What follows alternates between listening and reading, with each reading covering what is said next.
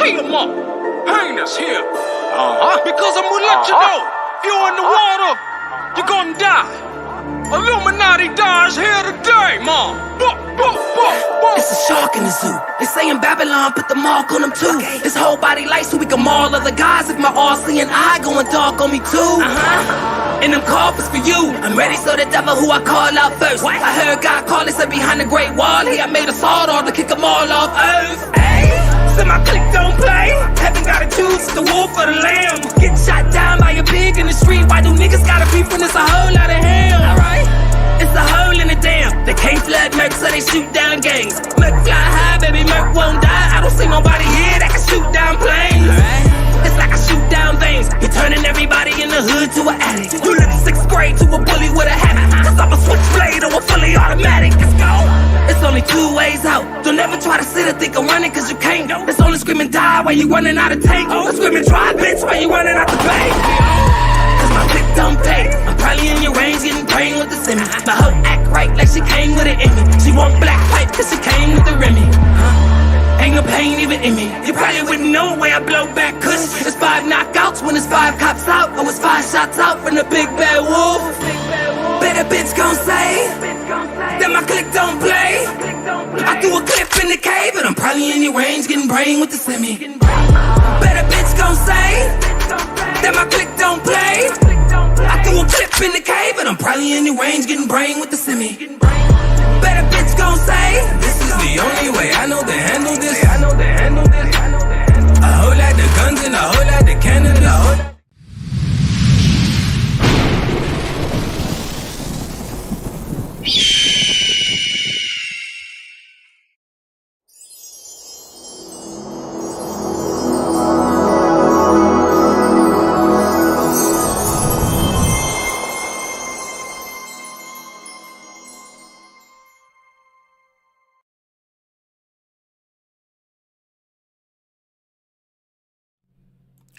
Shots fired at ScrewTube, but shots out to you Crystallogians. This is your melanated warrior, Heru Heinous, and this is another installment of Facts Over Feelings. Leave your feelings at the door so we can get to the facts, because the facts are the only things that matter in a race where the first one to the mind is the winner. What's up, Crystallogians? Let me see what's going on right now.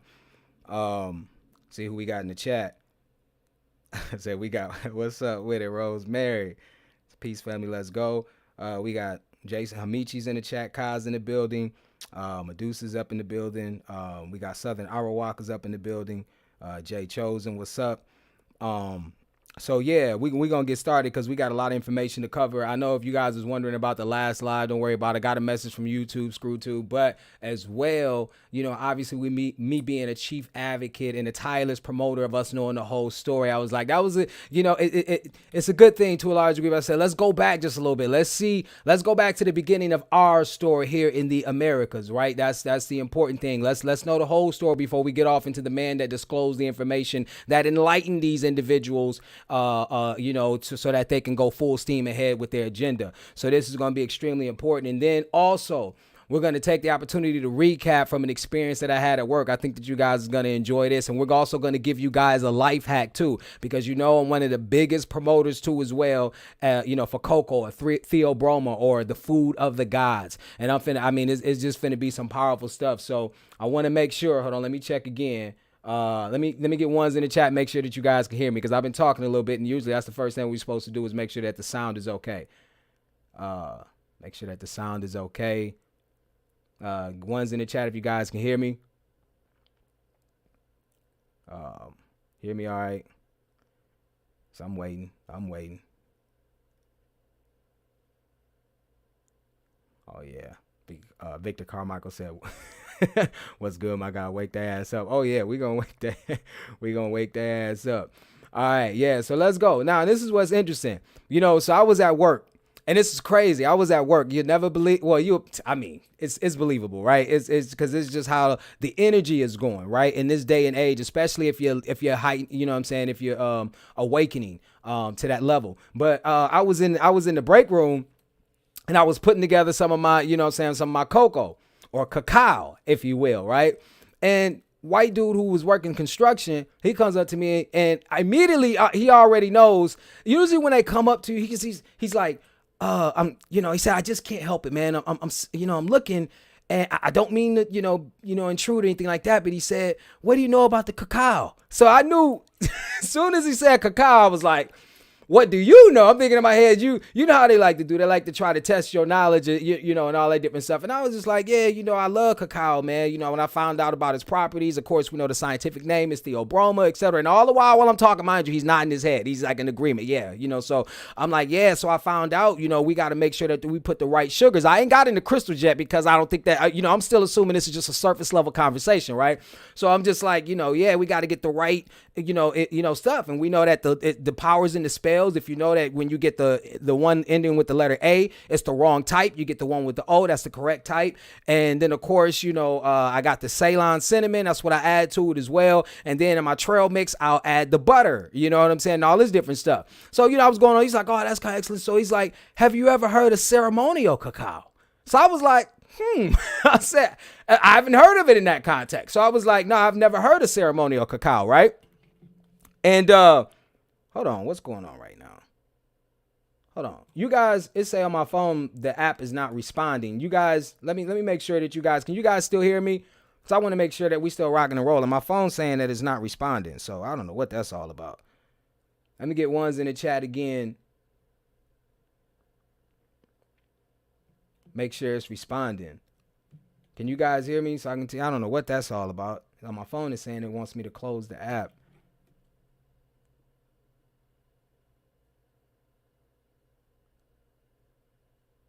Okay, it says we good. All right, my bad about that. All right, so anyways, so when we're he's talking about all this different stuff, right? And so, I tell him, I said, well, my main point is this. My main point is that, it all boils down to how information is relayed. So this is going to give me an opportunity to kind of recap on one of the, some of the things that we talked about in the previous segment too, as well. So I gave him two primary examples. And then I love this too, is because we're also going to try to make this as interactive as possible too, as well.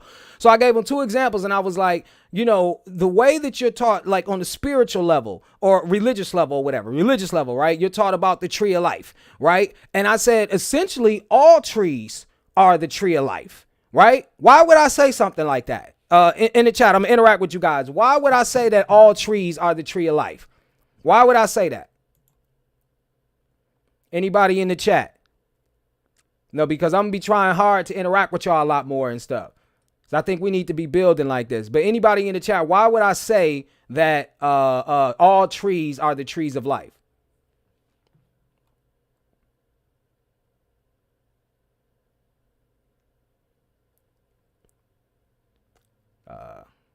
Self-reprogramming said they don't be trying to show me the lives I'm subscribed to.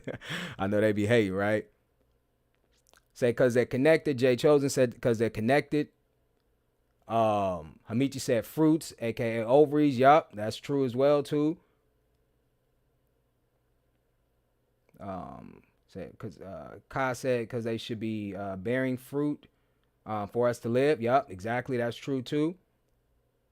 That's true too. And so I'm pretty sure more answers gonna come in the chat, so we're gonna get it rocking and rolling because we got some, but basically I'm gonna cut it short. I told him, I said, because think about it. Remember, what did they tell you? Remember I told you the importance of being fundamentally sound? Trees give you oxygen.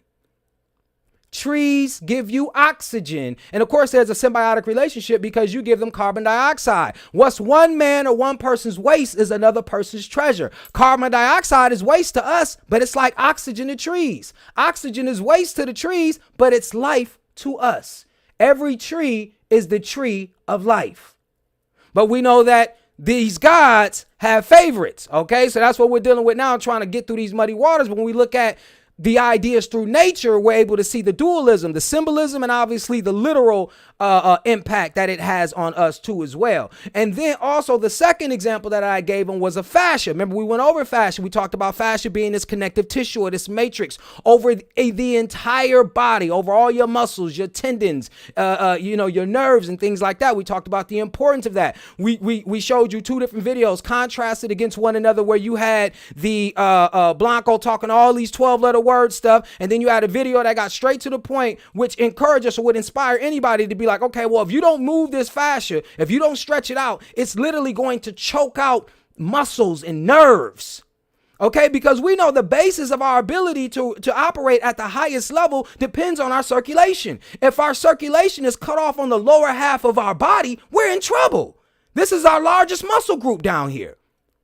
Okay, now also on a side note, very important thing, it also gets you familiar with a lot of the illnesses that you know that the Blanco talks about, that are considered inflammatory and chronic illnesses at that, right? He'll start to say, because let me remind you that fascia is built off cells called fibroblasts. Now, this may seem unfamiliar at first, but when you think about it, you hear certain terms that the Blanco will talk about. Oh, fibromyalgia. Oh, you have fibroids.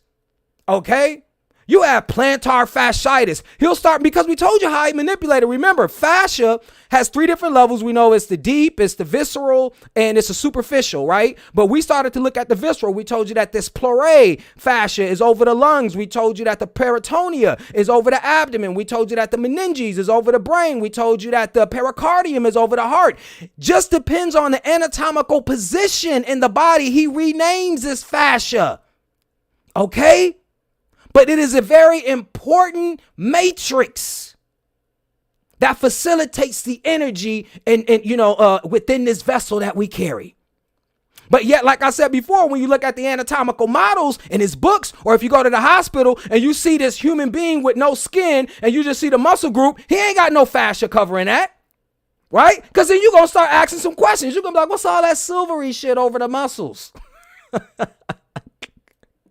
But see, this Blanco knows that, right? So we got off into, that's when I start trying to, so as he nodding and stuff like that, that's when I start going deeper. I start talking about X-ray crystallography, piezoelectricity, etc. Then he start raising eyebrows, and he's still nodding his head, though. This is what's crazy. He's still nodding his head.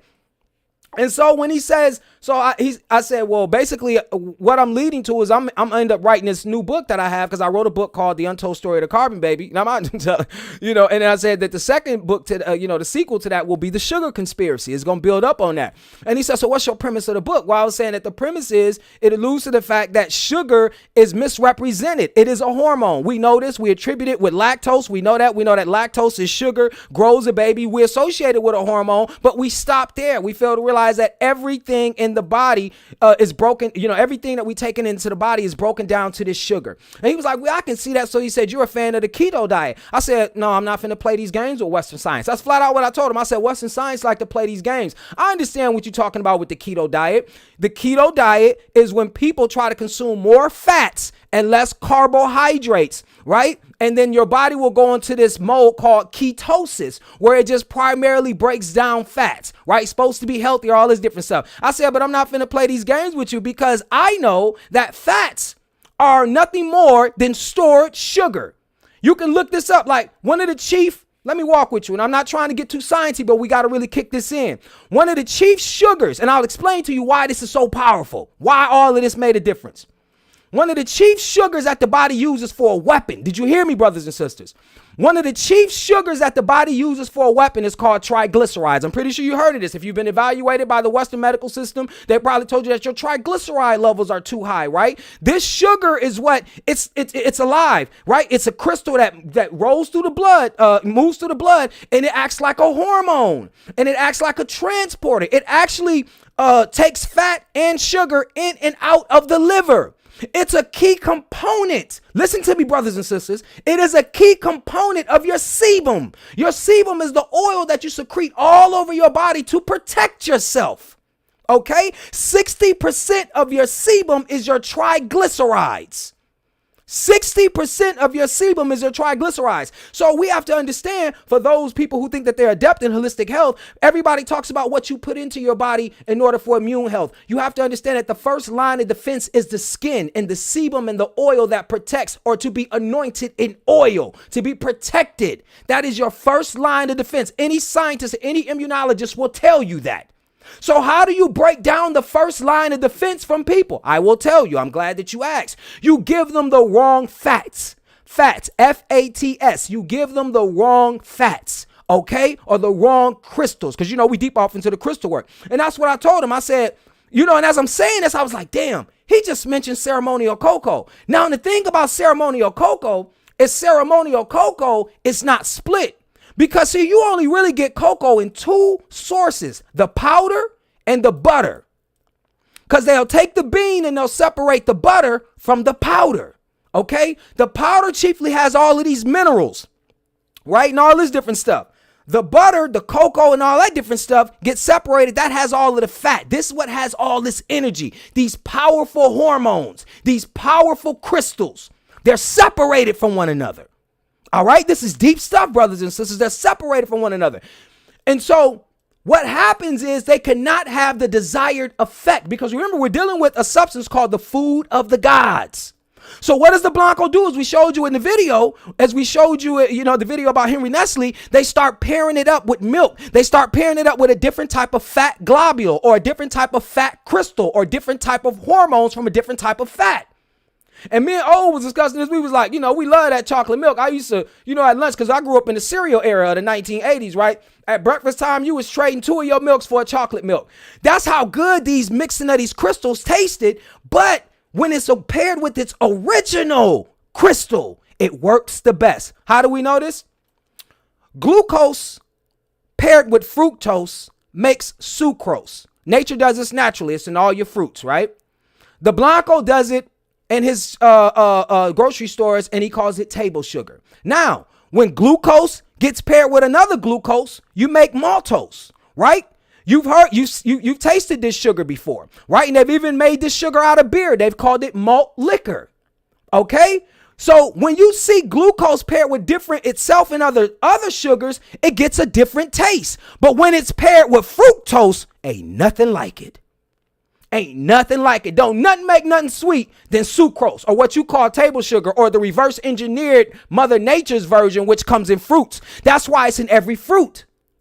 Okay, because when glucose and fructose are together, they're great. And you know what the Blanco did and the Japanese did? They created high fructose corn syrup, because they know that your body, once it's in your body, you try to separate that glucose from that fructose, because the brain and the blood runs off of glucose primarily. All right. So why did I say all of that? Because when he was talking about the keto diet, and he was talking about all these other things, talking about, yeah, but man, keto, I said, brother, that's why I called him, because I seen that he was a brother in the science of Mother Nature. I tell you, even with Blancos, if I see you warm for Mother Nature, or you're on the side of Mother Nature and you know about Mother Nature, you all right with me.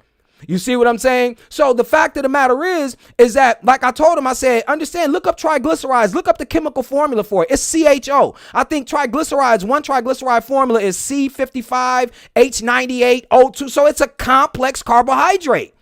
But as we know, my sisters in the chat know this.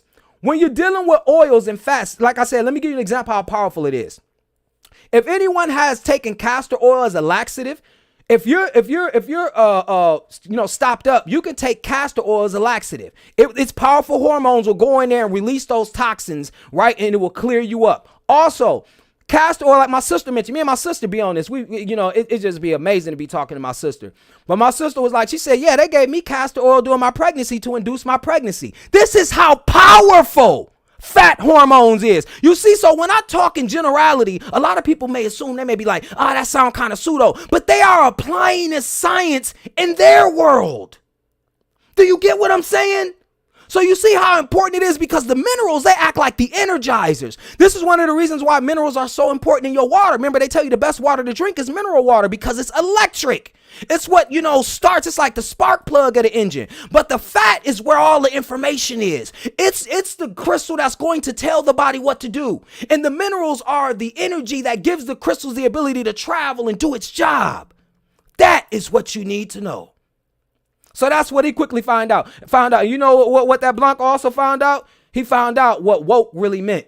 That motherfucker walked away from that conversation, was like, I ain't never ran into no nigga like that. I ain't never ran into no nigga like that, all right? You know what I'm saying? So I'm going to the chat right quick. Let me see if it's still moving. A-Love said, you know anything about pine bark extract or...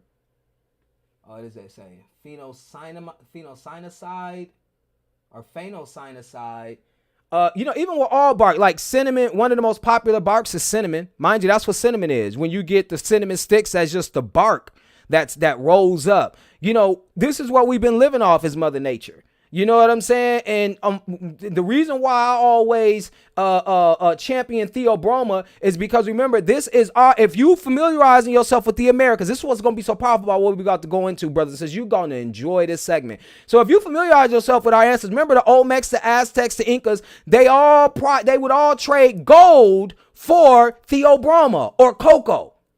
All right. But we had to get it in this right form. So this is what brought me to the point. One thing that I did learn from the Blancos, I said, dang, one thing he brought me back to the awareness of was understanding the importance of matching crystals the right way, because I would take the cocoa, like the wafers or the bean part, and I would, mix it in my trail mix, which was still good because I get that chocolatey taste. But ain't nothing like mixing the cocoa wafers or the bean part and the butter in with the powder to create ceremonial cacao. That's what will restore you. Because when you get the proper fats, you're making the right sebum. You're saying your skin and everything is working like clockwork. Okay? That's why he separates the crystals from you and makes them ingredients. Okay? That's why he separates the crystals from you and make them ingredients. So I'm finna show you what I get. It's Navitas. It's the Navitas brand. Here is like the chocolate brand. This is nothing but the cacao beans, period. They just in wafer form, but they're the cacao beans. So because if you go online right now and research ceremonial cocoa, it's very pricey. Me and Obi already did the research. It's very pricey, but the way that you can, create a life hack is just to go to your natural health food store. If they got this brand right here, grab it up. Excellent brand. And these are the wafers, right? And this is the powder that I get. This is the powder. And then, of course, I mix it in. I have my Ceylon cinnamon. All right. Ceylon cinnamon. Okay. And then I might, like I told Ob, I might add a banana in there. And, and of course, in order to, you can use a blender, or you could just, if you don't have a blender, just do hot water, melt it. And then, just be patient. Put it in the refrigerator if you want it cold, or take it warm, especially on these cool days. It's excellent. But you're going to, I guarantee you. Now, let me say this. Let me do any waivers. I can't, because consult your physicians and doctors for this type of, but I would say from personal experience, I feel phenomenal. And that's one thing that the Blanco said. He's like, man, I feel aware, and I feel, man, he said, if you take ceremonial cocoa, he's like, man, your awareness is high. You just feel great. And I was like, yeah, if y'all feel that way, but also knowing that they knew. Remember, I tell you that all the time. They know, and they know what our real woke means. And we're about to get into that. So as we get into that, this, like I said, this is going to be a highly interactive series right here. It's going to be a 2-part series because we're going to go off into, like we talked about, and y'all, some of y'all who saw the last series are already familiar with who I'm talking about in the next series. But for those who not, we're going to still keep you in suspense because we're going to build here. And so we're going to go right off into this. This is going to be real deep. All right. I mean to say, Harry, you think colloidal gold is on the up and up? I heard Dr. Delbert Blair talking about it. Yeah, here and there, but because one thing that we got to understand is that the reason why I am a chief advocate of holistic, I never remind you, this is one thing, we're going to discuss this a little bit later on in these segments, and even as we continue on, I don't fall in love with what's called a reductionist form of science. If you notice, Western science is what they call a reductionist form of science, hence a nutritionist. That's why I never wanted to get, after a while, I became disillusioned with the field of nutrition. Why? Because you cannot boil life down to a vitamin A, a vitamin B, take an iodine supplement. You have to take whole foods that have them in their proper concentrations, because everything is interconnected. It's a symbiotic relationship. Everything is interconnected. So, you have to find the food in its whole source. Remind you, that's what we're doing now. Even when you get a seemingly whole source, you find out that he separated the chief components of it, right? And when you separate crystals, you're not going to get the desired effect. Okay, so you can isolate some things and they may help to a certain degree, but like we talking about, we want a lifestyle change. We want a complete overhaul or a complete transformation that is incumbent upon us we're responsible for making sure that we take things in its complete, in its whole self, right? This is the nature. This is the bedrock of holistic medicine. All right. You cannot break things down to parts, because we know that according to their science, they say vitamins and minerals compete for absorption. Vitamins and minerals compete for absorption. So if you know, even after a while, like you said, you take something and you take it for too long, then you can cause, destabilization in the body, or, what they call, the failure to reach homeostasis, right? Because homeostasis is the balance of the body. Now, let's get into this, because let's get started, because we got a lot to go over. So we recapped on a lot of different things, and we always want to remind people, it always centers back down to this science that they've used to figure out what the world was with X-ray crystallography. Always keep that in the back of your mind as you understand these things. So we're going to go off into it because we got some explosive stuff, and we're going to see, because this is very important. Remember, I told you I'm a chief advocate and I'm a trailblazer in this regard, in terms of getting people to understand that you have to know the whole story. And this is extremely important, considering that we live in a world that prides itself on compartmentalized thought. Compartmentalized thought that parades itself around like it has a holistic worldview. And this is what's so dangerous, right? So we have people who give us surface level information. They've talked about this person before, so we want to know about this person, because remind you, so many people say this person's name, like they say a lot of names, or like they talk about our ancestors, but they know nothing about our ancestors. Because if you did, you wouldn't be calling people like us pseudo. If you knew better, you'd do better. All right. So before we get started off into this article, I'm going to look at the chat right quick, and I just going to look at a couple quick responses, because we're going to have to get into it, because like I said, we got a lot of information to present. But I want to know how much y'all know about Queen Calafia, or Queen Khalifa, depending on what you want to call her. How many have heard of her? How many have heard of Queen Calafia or Queen Khalifa? And if you could put a, like, what have you heard of her? How many people have heard of her? And I'm finna see a little bit of what you know, and I'm finna tell you what I know. So I'm looking in the chat.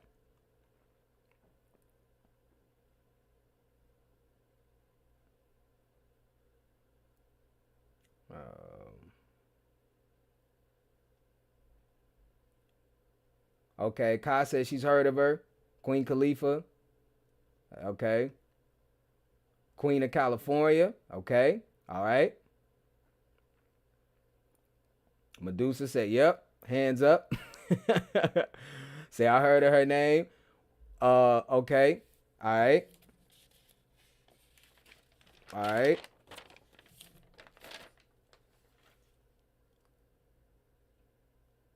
Some a unicorrector say, some say she full of BS. Deion say, yeah, she was supposed to be the queen of Hawaii. I could be wrong. Okay. All right.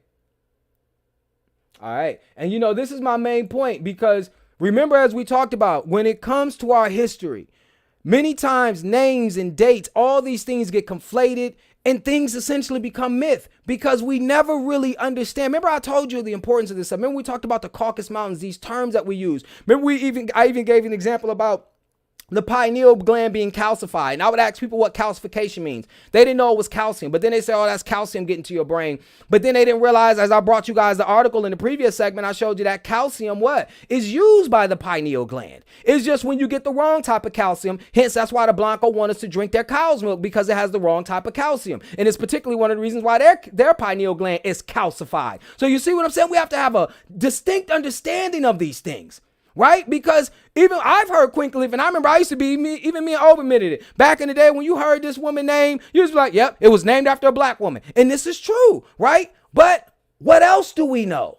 I'm glad you asked. Let's get into it. Let's get into these articles right quick. Finna share my screen in a second, so we're going to prep this.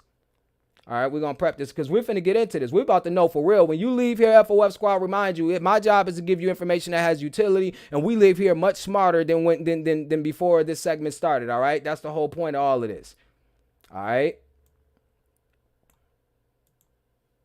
So let me close this app right quick, so I'm able to go right back to it, and then make sure that I can, be heard.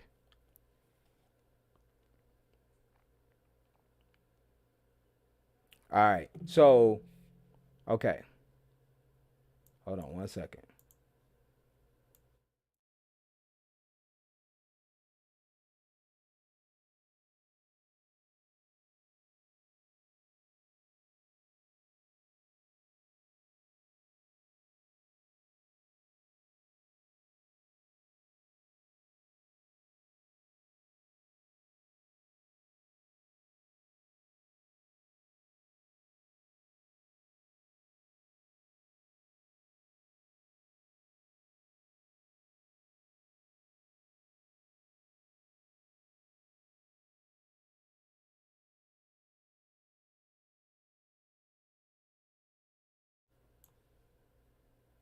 Okay, now can you guys hear me? Can you guys hear me now? You probably couldn't hear me.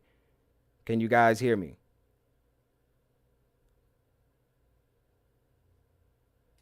So I'm waiting. One's in the chat. Sorry about that. Okay, no sound now. Can you guys hear me? Because I had to turn the mic on. So.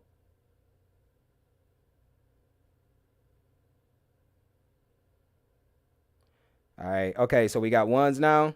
Let me get another couple ones and stuff, make sure. Okay. So now we rocking and rolling. All right. California, Calafia, Caliph. The origin of the name California. All right. All right. So this right here, as you can see, they'll talk about it in here. It says, from Beijing to Buenos Aires, from Moscow to Mecca, all around the world, people know of California. And it is a place that exists in our imagination as much as it does a physical location. Geographically, standing at America's western frontier, California has psychologically come to represent a land of promise, possibility, and opportunity. And over the last century, waves of migrants from filmmakers to oil men, from farmers to dot-com entrepreneurs have journeyed to the state in hopes of attaining their own piece of the California dream. And even though the name California is known throughout the world, most people, including its own residents, are unaware of the origin of its name. And this origin story demonstrates that the California dream is not a new phenomenon, but rather has existed in the imagination of men and women for hundreds of years. The California of 16th century Spanish explorers. The name California derives from a 16th century romance novel.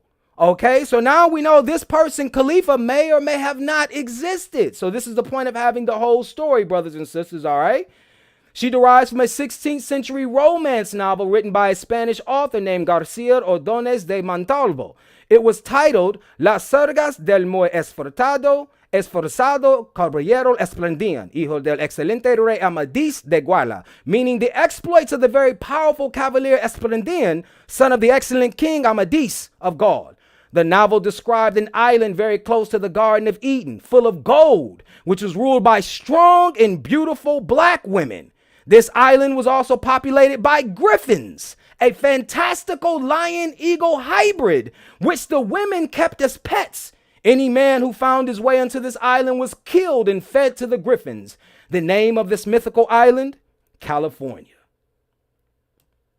Okay, so the mural of Queen Khalifa and her Amazons in the room of the Dona of the Mark Hopkins Hotel in San Francisco, California. So this is this mural right here that we seen right here. This is a mural of her in some hotel. Okay, so we got to see who is this Garcia dude, right? This guy who wrote this novel. Well, I'm glad you asked.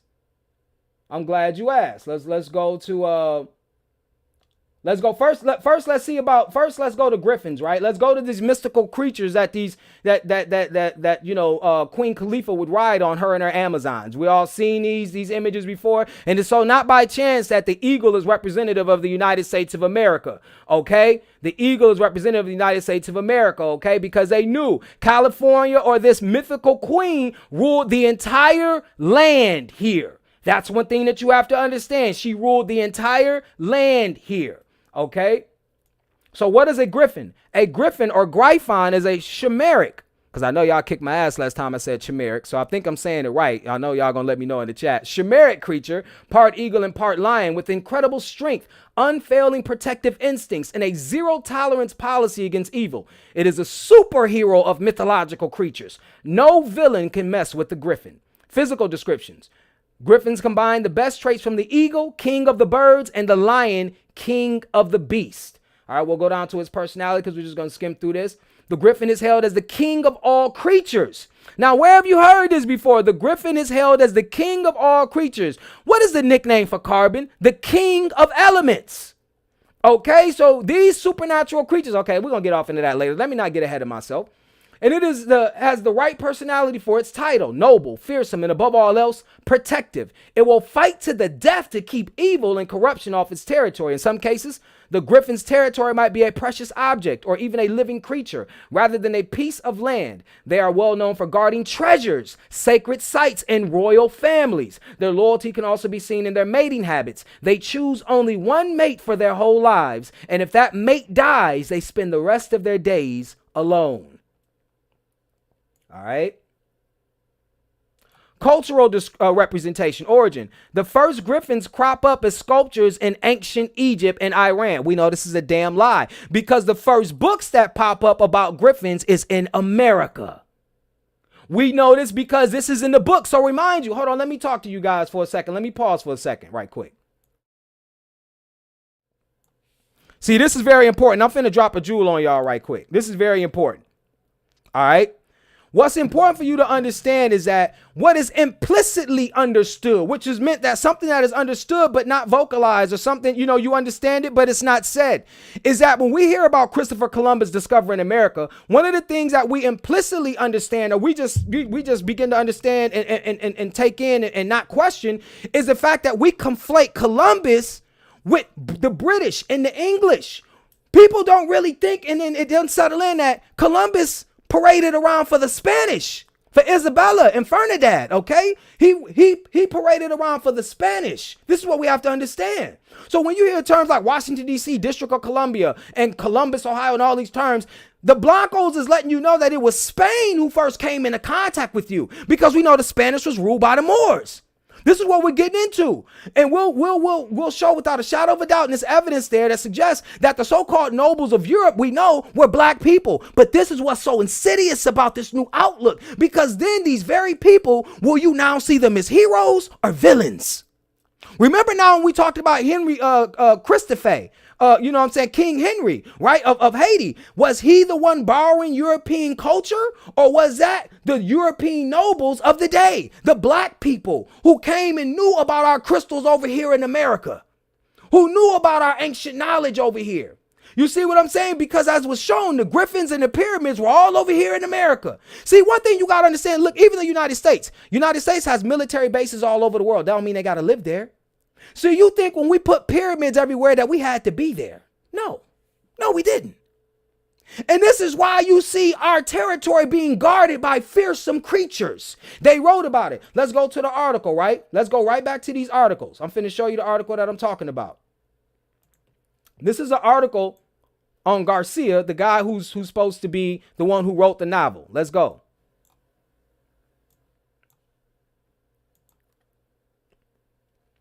Garcia Ordóñez de Montalvo, okay?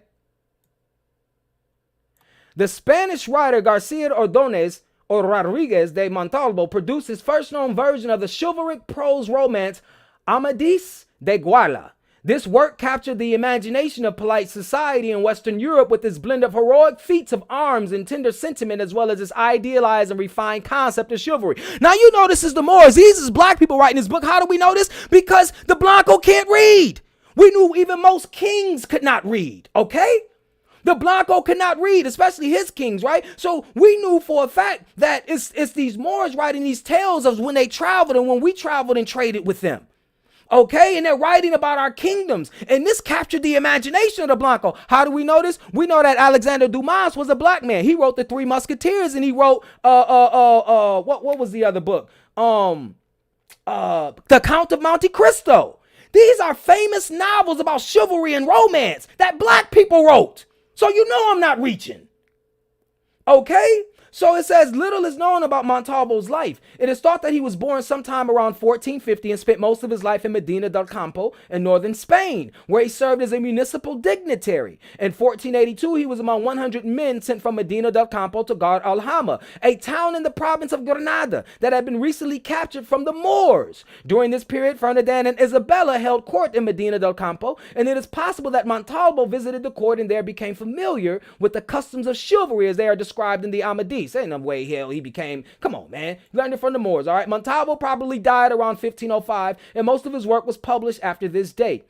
Although internal evidence suggests that the Amadís had been in circulation since the early 14th or even the late 13th century. Pause, this is critical, which shows that this story that he wrote about Queen Khalifa was in circulation hundreds of years before this man even existed.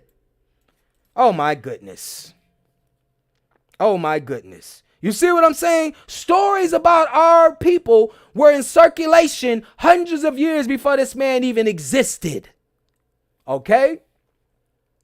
Though his real name was Garcia Rodriguez del Montalvo, he claimed to have corrected and amended corrupt originals of the tale, which were probably Portuguese. In his version, Amadis is the most handsome, upright, and valiant of knights. The story of this incredible feat of arms is interwoven with that of his love for Oriana, daughter of Lisuarte, king of England. She is his constant inspiration, and eventually he wins her in marriage. Montalvo's continuation of the Amadis, Las Serras de Esplandian, The Adventures of Esplandian, was published in 1510 and is said to have influenced the Spanish search for California. The name of this state is believed to have originated in the novel's description of storied island called California. All right? And it's just not by chance that the reason why they call it Khalifa, because we know that Spain was ruled by the Moors. You see Islam, you see Arabic, Khalifa means ruler, all that different stuff. So we know about that, right? So this is one of the reasons why you see a lot of different descriptions of the name. You know what I'm saying? But it was about these women. So remember, why am I saying all this? I said because it's important. So when we talk about, California being named after a black woman. See, remember I told you how we got to accept the good, the bad, and ugly with our ancestors? This was a woman, according to the tales that was written about her, was a woman that would, use men for whatever she decided to do. Strong Amazon warriors, right? They guarded these volcanoes, which spit out gold, diamonds, and uranium, and all of this different stuff with these big beasts that had eagle heads and lion bodies. Are you ready for that? The Olmecs, they were these individuals who took volcanic basaltic heads, made these big basaltic heads out of magnetic rock, and claimed that they were shamans and were shapeshifters, and that they had jaguar babies. Are you ready for that? See, we got these people in the conscious community ripping and running around, claiming ancestors. And then when we talk about how great our ancestors was and how you can do mythical and magical and supernatural things, all of a sudden we pseudo. But our ancestors left the evidence. And yet we conveniently enough ignore it because we feel ashamed by people who position themselves as rulers in the court of public opinion. And why do we continue to keep doing this stuff? I don't know. Most people I feel like are a glutton for punishment, but not here. Not here. We're not allowing that stuff to go down right here, right? All right, so now I'm finna show you guys something. So now we've established this. We want to go to, I don't know if you guys are aware of this guy right here. From my little research that I've done on his channel and stuff, seems like he does some great work and stuff. But we're going to, figure this stuff out right quick. But what he's presenting. All right, and we're finna dissect it just a little bit. Okay, so hold on, give me 1 second. Give me 1 second, because as you know, the thumbnail that I use is, what he goes into, all right, on his channel. All right, so we're going to get a shout out to him. All right, so let's switch screens right quick and we're finna get into this.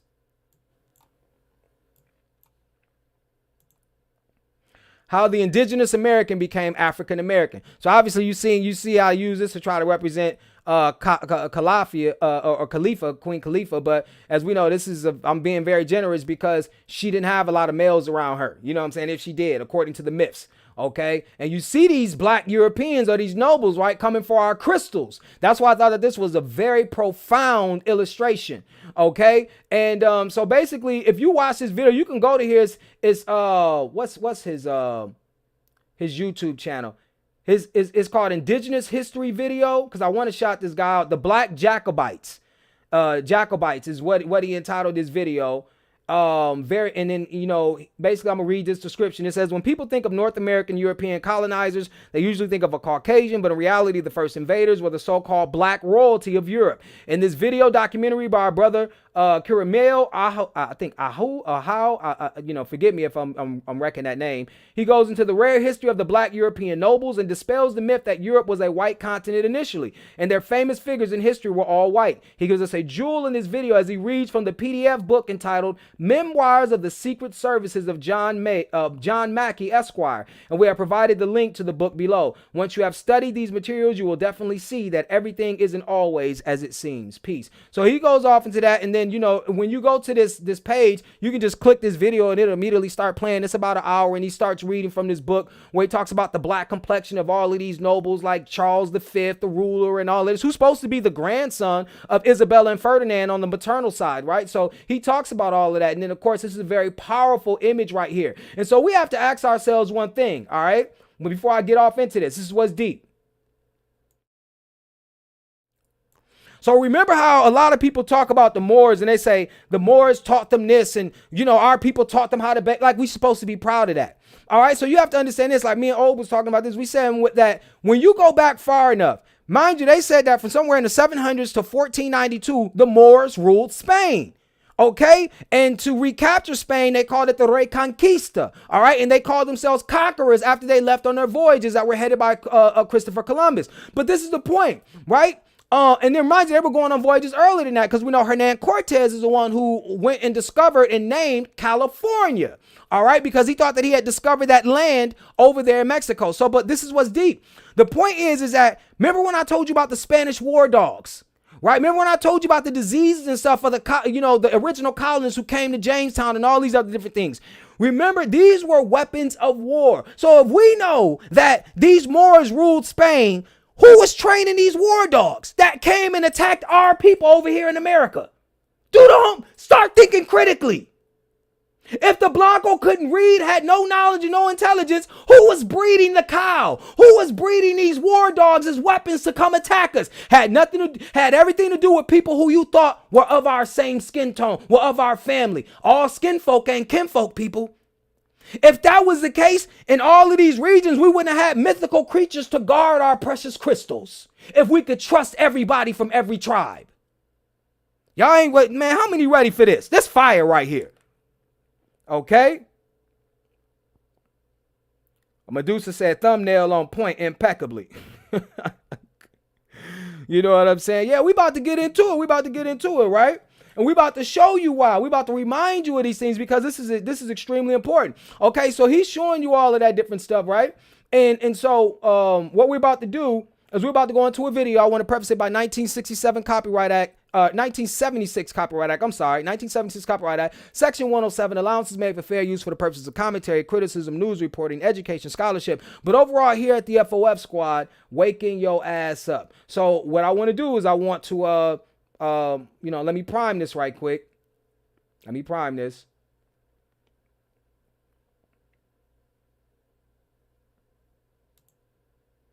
Okay. So we're going to start at the 3 minute and 51 minute mark.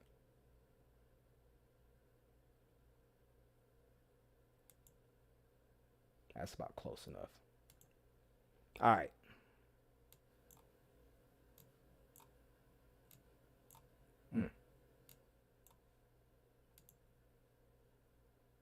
Of Mexico's geography and the limitations those realities curse the country with. Let's begin by looking at Mexico from a bit of a different perspective. These are the various different climate zones that can be found across the country.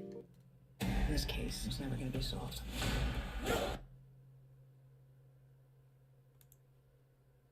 That the small strip that's always contained the majority of Mexico's population corresponds nearly exactly with this narrow climate band of subtropical highlands that runs across the same area. This temperate climate band exists in a sort of perfect Goldilocks zone across the center of Mexico. All of the land to the north of it is dominated by arid and hot desert biomes, where performing large-scale agriculture without industrialized irrigation is nearly impossible, severely limiting the amount of food that can be grown to sustain a larger population. And at the same time, nearly all of the land in Mexico to the south of this Goldilocks temperate zone is dense rainforest or jungle biomes, which is one of the most absolutely difficult kinds of biomes to develop civilization within for all kinds of reasons. Even for 21st century industrialized civilizations, jungles and rainforests prove difficult to overcome because building infrastructure through them is a significant challenge.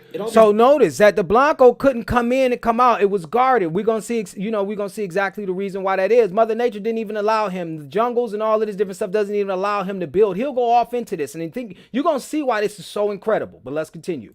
It rains a lot in these biomes, and that makes things like drying concrete for your roads or foundations rather difficult. Asphalt isn't a much better material to use either, because excessive heat, which is often the norm for these kinds of environments, causes the asphalt to soften and deform when placed under heavy enough loads. Therefore, building paved roads through jungles and rainforests is simply a more expensive and labor-intensive process by nature than it is nearly anywhere else. And that's largely why there's still today only 8 paved roads that extend across the entirety of Mexico's 1,100 kilometers of southernmost frontiers through the jungles with Guatemala and Belize. Only 8 paved roads that connect Mexico with the entirety of Central America. And then why even further to the south, there isn't even a single paved road from Panama into Colombia that would otherwise connect the two Americas together. Across Mexico's southernmost borders through the jungles, there is only an average of one paved crossing for every 137 kilometers of distance.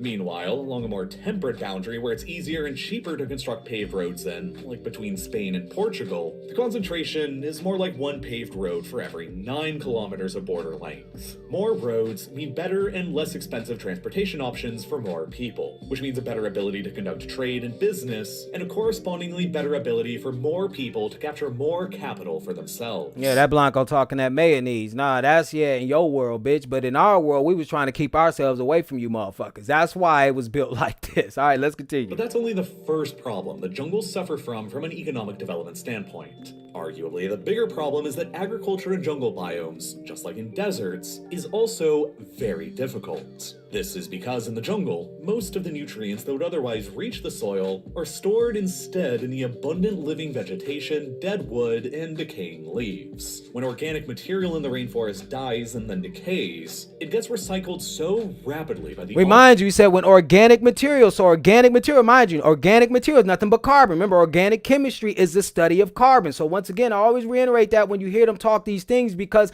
every now and again it pops up in their educational videos, and many people will sit up here and say that when we talk about it on this level in the Black conscious community, we're carbon cults. This is the nature of this existence, albeit it is a rude and crude representation of things. It doesn't give you the all in and be all explanations, but it is the start to uncovering and breaking down the framework. All right, let's continue.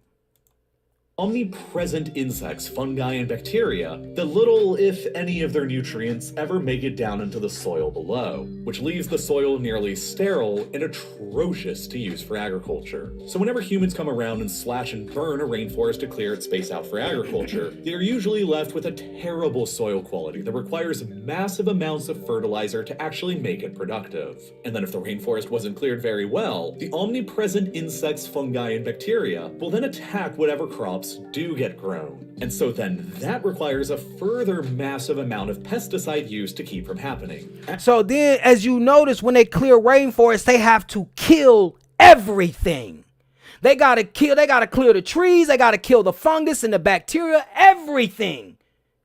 That's what they have to do. Because it's a war on nature, right? Because we talked about this geoengineering, but that's just one point that I want to make. And that's not even the strongest point being made out of here. We're leading towards something else, but I always want you to remind yourself of that, right? As you know, when they talk, because sometimes we can forget the foundational concepts, which are always supposed to keep in our mental faculty at all times, all right? Agriculture in former jungle lands can be productive, but it is also most often an inefficient and expensive process compared with agriculture in more temperate environments that don't require as many inputs to get going. And the jungles and rainforests found across southern Mexico are no exception to this norm. But then, to complicate most of Mexico's ability to conduct agriculture even further, nearly 70% of the country is completely covered by mountains. Bam! There you go. 70% of Mexico is covered by mountains. Okay, now when we go back to these, when I read these excerpts and, God, particular mountains and all this stuff, and why is it significant? We've already talked about this because we've shown you this. Sierra de Naica in Chihuahua, Mexico. Look at NASA. And why is it significant? NASA can't be in here. Why they have to have on special suits to be in here? Hold on, let me talk to you right quick. Hold on, let me look at this. Let me grab this article right quick for you guys because it was something that I'm going to read just to show you, just to prove the point about all of this. Hold on one second. Now we're going back to the article. And this is why I say, this is why I'm telling you it's so important to, if we're going to figure out what's going on, this is why the symbolism is so powerful. If we're going to figure out what's going on, we got to read the articles in the books from the first people we came into contact with, the Spanish, not the English. That's why I said we can't conflate Columbus with the British and all of that different shit. The people who had the most power that we traded with, that set all this stuff up, we were trading with them for centuries before they set this shit up. They saw our empire. They actually called it Atlantis. And we finna get off in this because remember, there were many places called Atlantis. Oh, this finna be, oh, you think we about to cook? We cooking right now. We about to cook on y'all. All right. So they knew that in order to penetrate Atlantis, it was gonna take a lot. It was going to take a lot. So they had to geoengineer weapons before they came here in order to accomplish that goal. You see what I'm saying? So we're going to read an excerpt, and that's why I'm showing. That's why it's so important to look at the Spanish material. Even Bobby Hemmett expressed that. He said, if we want to figure out a lot more about what's going on with our history, we got to start reading the Spanish books. And isn't it the deep symbolism where they push these Mexicans out and niggas in the cons community can't see past it because they don't understand that, remember, these Blancos is crystal hunting. They understand the power of these crystals, right? And how do we know this? Let's go to what the book had said about Queen Calafia and the warriors and stuff and what they would do. All right. It's a few typos in here, right? But we'll deal with it. This is in a book. All right. This is in the book of Esplendian, right? What they were writing about. Now that on the right hand of the Indies was an island called California. Because remember, they told you Columbus was trying to go to the Indies. No, he wasn't. They were trying to get to California. They were trying to get to where the earlier Spanish explorers were going to, what they wrote about in the book. That's where they were trying to get to.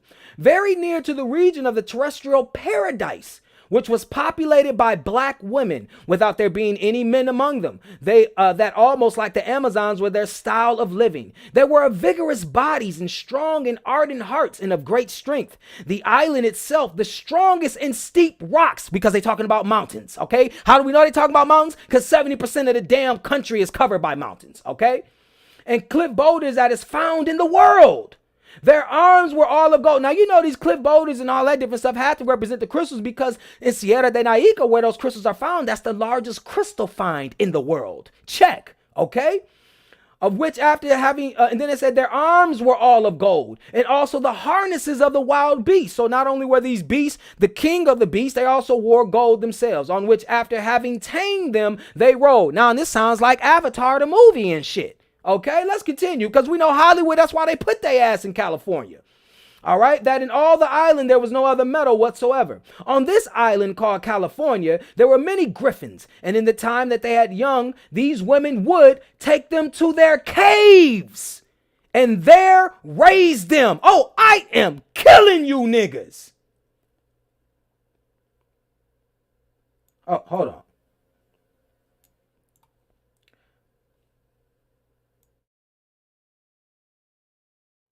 I think I had read that whole time and I didn't have no audio. So we're going to read that again. My bad. Hold on. Let me share my screen again. I don't think I read that.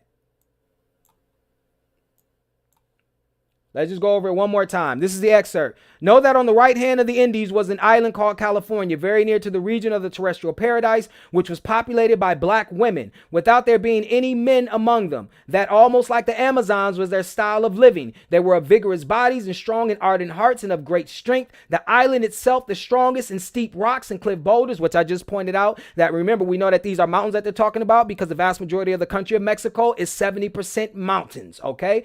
That is found in the world. Their arms were of all gold and also the harnesses of the wild beasts, or those griffins they would ride, on which after having tamed them, they were all in all gold, okay? It said they rode. That in all the island there was no other metal whatsoever. They saying that it was so much gold, that was the only metal there.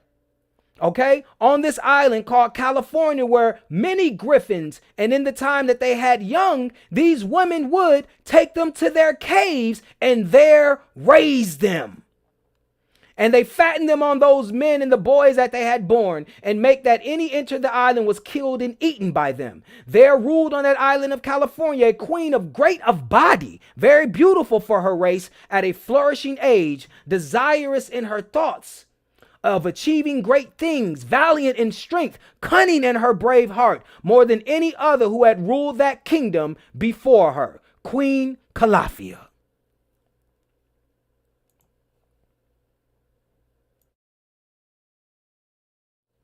So as you see why it's so important for us to have these, this information available to us.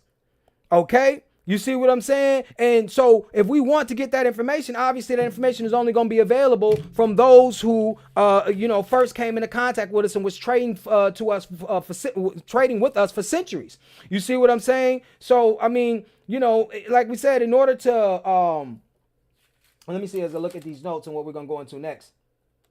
So like I said, in order to learn about our history, specifically here in the Americas, the so-called Americas, we have to learn about Mexico. That's what's so deep. That's why I said the symbolism is so deep while they're pushing them out. They're pushing them out of Mexico because they found the crystals. They found Queen Khalifa's crystals, right? This is the whole thing. We talked about piezoelectricity. Remember we told you with piezoelectricity, crystals can convert sound to electrical signals or electrical signals to sound or the changing of matter. All right, we've given you examples as we read the article. Your quartz watch works on this principle. Voice recognition with your computers works on this principle. Okay, they always knew the power of crystals. All right, this is extremely important. So we took a look. We talked about the city, Nacimiento de los Negros, the birthplace of the blacks. All right, El Baile de los Negros, the dance of the blacks, El Dia del Negro, the day of the blacks. All right, then they have a saying which says, esta carta le da poder a la gente y se lo quita al gobierno, which means that when you use this card, you take away. No, let me see. Did I leave out the people? It said, esta carta le da poder a la gente y se lo quita al gobierno, which means that when you play this card, you give it, you give the power back to the people and take it away from the government. All right. That's what we're talking about here. So in order to understand these things, we got to go to the Spanish first is what we're talking about. All right. So let me look at this chat right quick. All right. We're going to go into here. So now we're about to take a look at something that Hollywood does exceptionally well. Exceptionally well. All right. And we're going to go off into this, examining this and,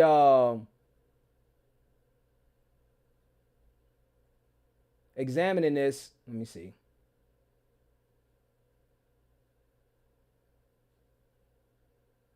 Where did it go?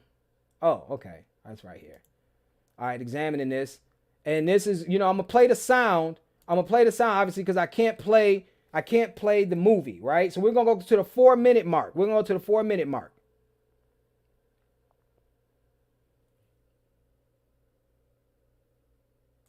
That's close enough.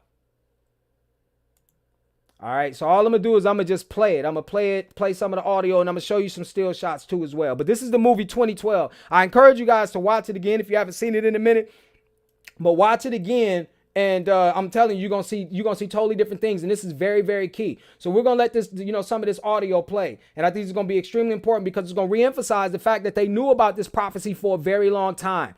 And like Bobby talked about, eschatology, a lot of these things have yet to happen yet. You see what I'm saying? So when we read their manuscripts that they've adulterated this information and confused us, we continue to keep putting, energy into these things to make them come true. We're going to see how profound that is. All right. So let's start at the 354 mark of 2012, right? Let's get it. Let me see.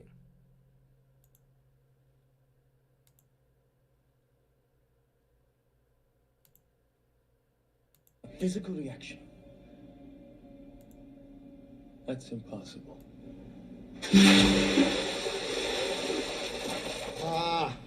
That feels very good. Please, follow me. You won't believe this. Bye, Kogo. This water tank goes down another 6,000 feet. Now, mind you, what's going on is, remember, the black guy, I forget what his name is. Remember, he plays in The Man Who Fell to Earth. He's played on this, and he was Denzel Washington's co-star in The Inside Job. You know what I'm saying? So mind you, he's a geologist. He works for the United States government. He goes over to India. In India, they are in this copper mine, and they're already 11,000 feet underground. Okay, then they even go to a well, which is a further like 3,000 feet underground. And what you're going to hear him talk about is he's going to talk about the sun releasing these molecules called neutrinos. Neutrinos in science and physics and stuff is what they characterize it as. It's not, they don't react, or they're not reactive. Now, all of a sudden, the sun's angry, right? Because remember, I told you in the videos that I told you about the sun and the moon, and as the sun and moon at war and stuff, they're trying to make the sun the enemy, because we know that this is what they have to do, especially as they geoengineer and outfit this planet. Sidebar, very important. We hear about aliens and all that different stuff, how profound these aliens are. I always use the example of Dracula. Don't Dracula live forever, drink blood, supposed to be this powerful being? But who Dracula got to answer to? Don't Dracula got to answer to our sun? He can be as powerful as he want to be, but soon as he step his damn long ass toenails out and the light hit him, he's sizzling in this bitch. You're no longer powerful. So I don't give a fuck what alien comes to our planet. You got to deal with our sun. That's why you hear so much of underground cities and motherfuckers hiding, because it ain't too many people that can bask in the glory of the Most High. That is what you need to know. All right. So throughout this movie, what they do is they characterize, our sun as the enemy. And so we're going to continue to keep letting this play. Right. Let's go. It looks like the neutrinos coming from the sun are mutated into a new kind of nuclear particle.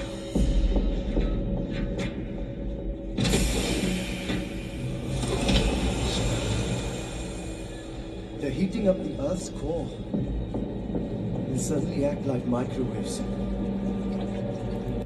Now, this is deep. He said it's heating up the Earth's core and is suddenly acting like microwaves. Okay. Now, this is why this is deep. Is because now he's saying that the sun is communicating with the volcanoes, because this is where it's going to go to. This is why I'm not even finna, so he's saying that the sun is now giving messages. How do we know this? He said because the neutrinos is acting like microwaves. What do we know about microwaves? Remember, this is all the manipulation of this language when he's talking about the electromagnetic spectrum. Microwave technology is used for your cell phones, brothers and sisters. All right. We know radio waves is used for our radio communication. So microwaves is used for your cell phones. All right. So with that being said, what he's saying is that now the sun is communicating with Mother Earth. This is the prophecy to overturn and overhaul things. All right. So now what we finna do, we finna skip to the 12 minute and 48 minute mark. 12 minute and 48 minutes. 12 minutes and 48 seconds. I'm sorry. 12 minutes and 48 seconds. All right, because we're going to show you, I'm finna show you without a shadow of a doubt, this is what they're doing. This is what they did. All right, let it play.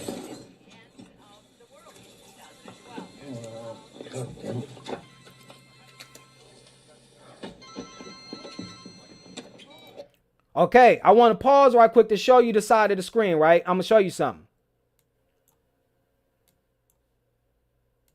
Right here, what you're seeing, he's the dude, John Cusack, who's the main character. He's going to go grab his family.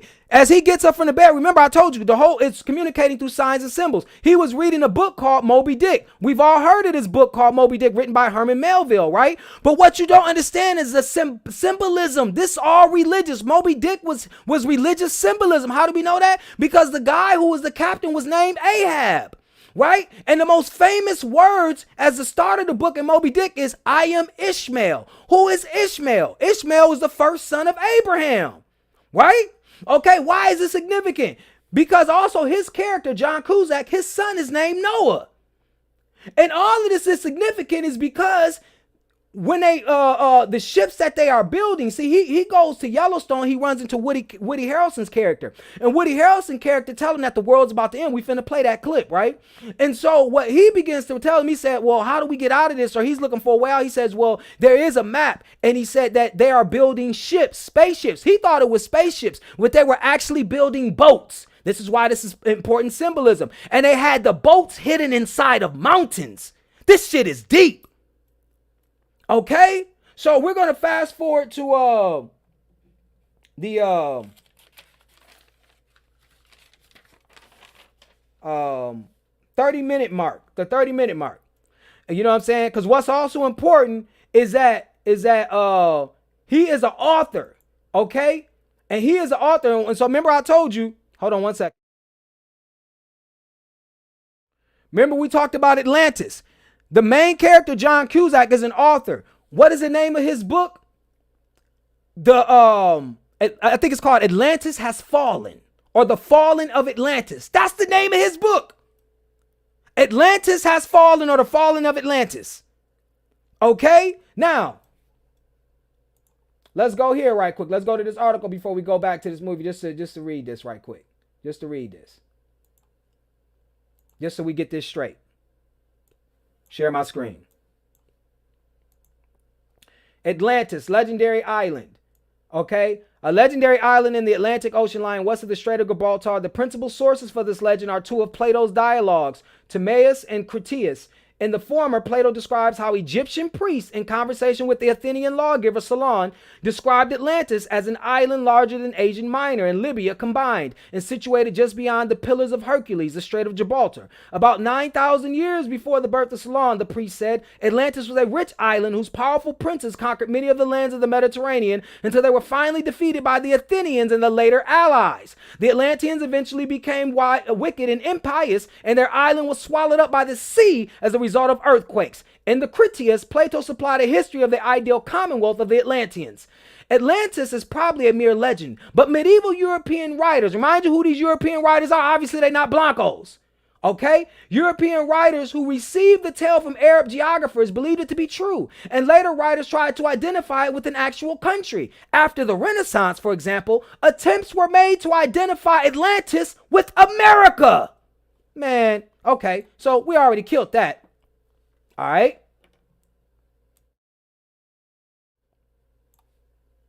Okay. So let's go back to this movie right quick at the 30-minute mark.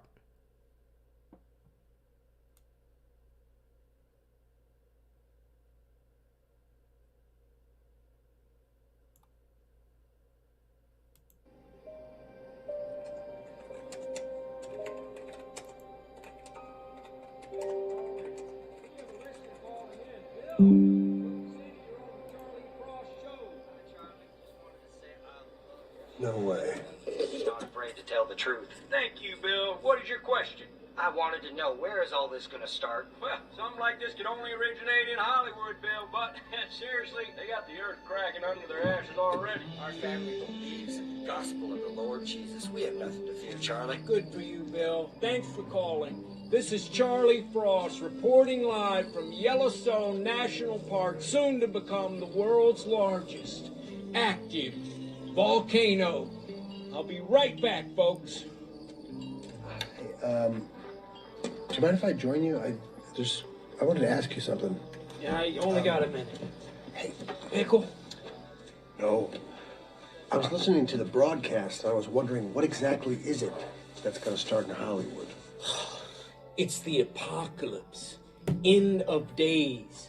The judgment day. The end of the world, my friend. Christian. Now notice what he said. He said, what's going to happen in Hollywood? He said it's the end of days. Remember, the government is just an extension of Hollywood. That's what they're going to prove to you without a shadow of a doubt. But like he said, this is going to be the end of days. Now remember, he took his children to Yellowstone Park. Why is this significant? Because remember, Yellowstone Park is considered the first national park. Yellowstone Park is considered the first national park of the United States, and also to many the first national park of the world. Why is it significant? Remember when they came here, they started, you got to understand, remember I've shown you these videos in Cult of High Places and numerous videos. Volcanoes and earthquakes emit diamonds, lithium, uranium, valuable minerals, okay, and metals. That's what they emit. So Yellowstone was a place that our ancestors lived for thousands of years. You can look this up. Okay, and so they cordoned it off, because what you will find out is that for 30 years, the Army guarded Yellowstone National Park, then turned it over to the National Park Service. Okay, it was considered a national park with Ulysses S. Grant. And you know that Ulysses S. Grant and was in cahoots with obviously Manifest Destiny in order to take over the Indian land and get control over the crystals, because we knew that him and who was it?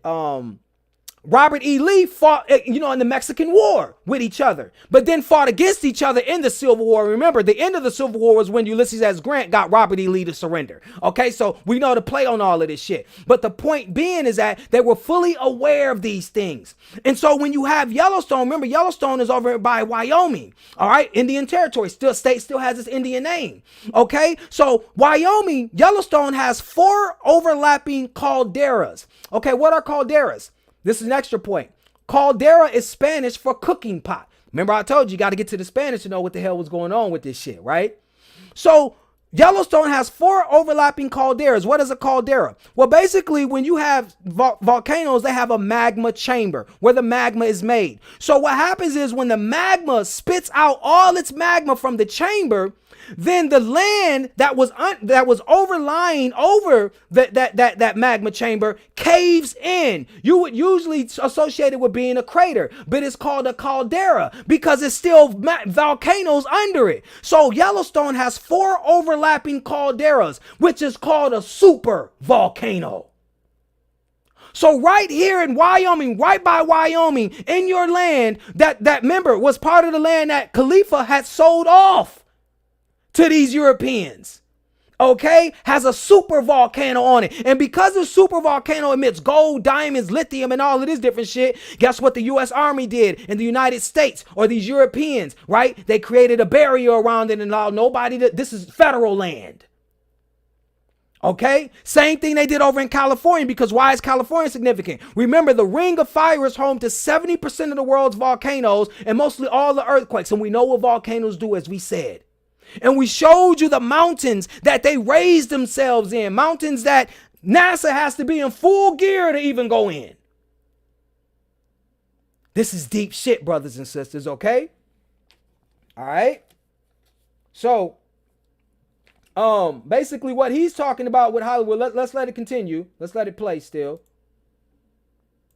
Called it the rapture, but the Mayans knew about it, the Hopis, the I Ching, the Bible, kind of, beer? Yeah. So look, I gotta eat. Why don't you download my blog? It's free. Of course we do appreciate donations. In ancient times, the Mayan people were the first civilization to discover that this planet had an expiration date. According to their calendar, in the year 2012, a cataclysmic event will unfold caused by an alignment of the planets in our solar system that only happens every 640,000 years. Oh, not again. Pretty neat, huh? I did all the animation myself. Just imagine the Earth as an orange. Oh. You lure them in with humor, then you make them think. Our sun will begin to emit such extreme amounts of radiation, those little bastards are called neutrinos, that the core of the Earth will melt. That's the inside part of the orange, leaving the crust of our planet free to shift. In 1958, Professor Charles Hapgood named it Earth crust displacement. Albert Einstein did support it. So they talking about Earth crust displacement theory. Remember, then they shifted over to tectonic plate theory. Remember, I told you about all of these theories dealing with electromagnetism. They didn't know how the crust shifted. So basically in that movie, what you'll see a little later on is you'll see that when they went to the mount, they go to China. Now, mind you, this is what's so deep about it. You have a guy played by John Cusack who's a limo driver and an author of this book called Atlantis Has Fallen. He's driving a limo for a Russian guy who has tickets on a ship, and the ship is over in China. Now, look at these 3 players, Russia, China, America. See, this movie is showing you symbolically that they all working together. But in the real world, they feign as enemies toward one another. But they knew about Atlantis. They know the children of Atlantis is here right now, intending to wake up as long as they can keep this shit hidden from us. Okay? So he talked about crust displacement theory and all this. So like you said, when they took the plane and they landed, the Earth had literally shifted. So we think about the Earth rotating and shifting and turning now in this crust displacement theory. Supposedly the Blanco told you that the Earth already spinning on its axis at 1,000 miles an hour while also traveling around the sun at 66,000 miles an hour. Blanco can't make this shit make sense. But he's telling you what's going on. And come to find out, they go in these arcs. They're called arcs. And the arcs are in the mountains. And when the Russian dude, the Russian billionaire, they open them out. He said, oh, they're leaving us. They're opening the mountain. That's what he says. Okay? And the earth begins to flood because then tsunamis come after the earthquake. And that's what you see in that iconic photo of 2012 with the monk looking at the tsunami, because it's going to be a flood that has not yet happened, but a flood that we are begging to happen because we continue to keep reading the script given to us by those who intend to take over the Christologians. It just is that fucking simple. You see what I'm saying? It's just that fucking simple. Oh yeah,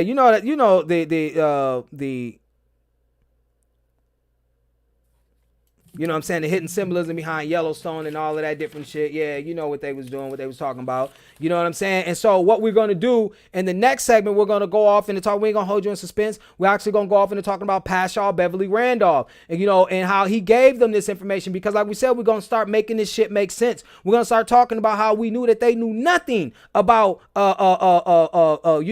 commerce and land and all that different stuff, and how they were taught these things by, you know, the shamans and the people who actually, you know, ruling this land as we know them to be. But unfortunately for us, one of the things that we do, we always make it seem as if when we see Indians, we think about, yeah, you know, we were one with nature, but a lot of this shit was ceremonial too. We could manipulate energy on many different levels, brothers and sisters. This whole, you know, bow and arrow sort of thing, yeah, that was an aspect of our, you know, ability to connect, you know what I'm saying, with Mother Earth, and to show our appreciation for the symbiotic relationship we have with her. But we were and are always elite beings, hands down. You see what I'm saying? So we can't always show ourselves as if we were primitive in that regard. They just knew that the manipulations of the crystals were key in order to take us down. All right? And that's where we're going to start with Khalifa. And remind you now, when you hear about Khalifa, now you understand that it was based on a novel, which was based on stories that were centuries before that novel was written. Did she exist? Maybe. But now you know the whole story. And now we know the reason why they're pushing the Mexicans out of Mexico. Right? But then it boils down to this idea that, oh, well, okay, now I want to show you something. I want to show you an article before I get up out of here, just to prove my point. Just to prove my point.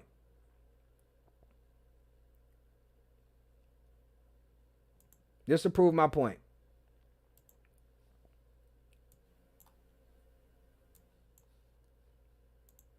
How the Immigration Act of 1965 changed the face of America.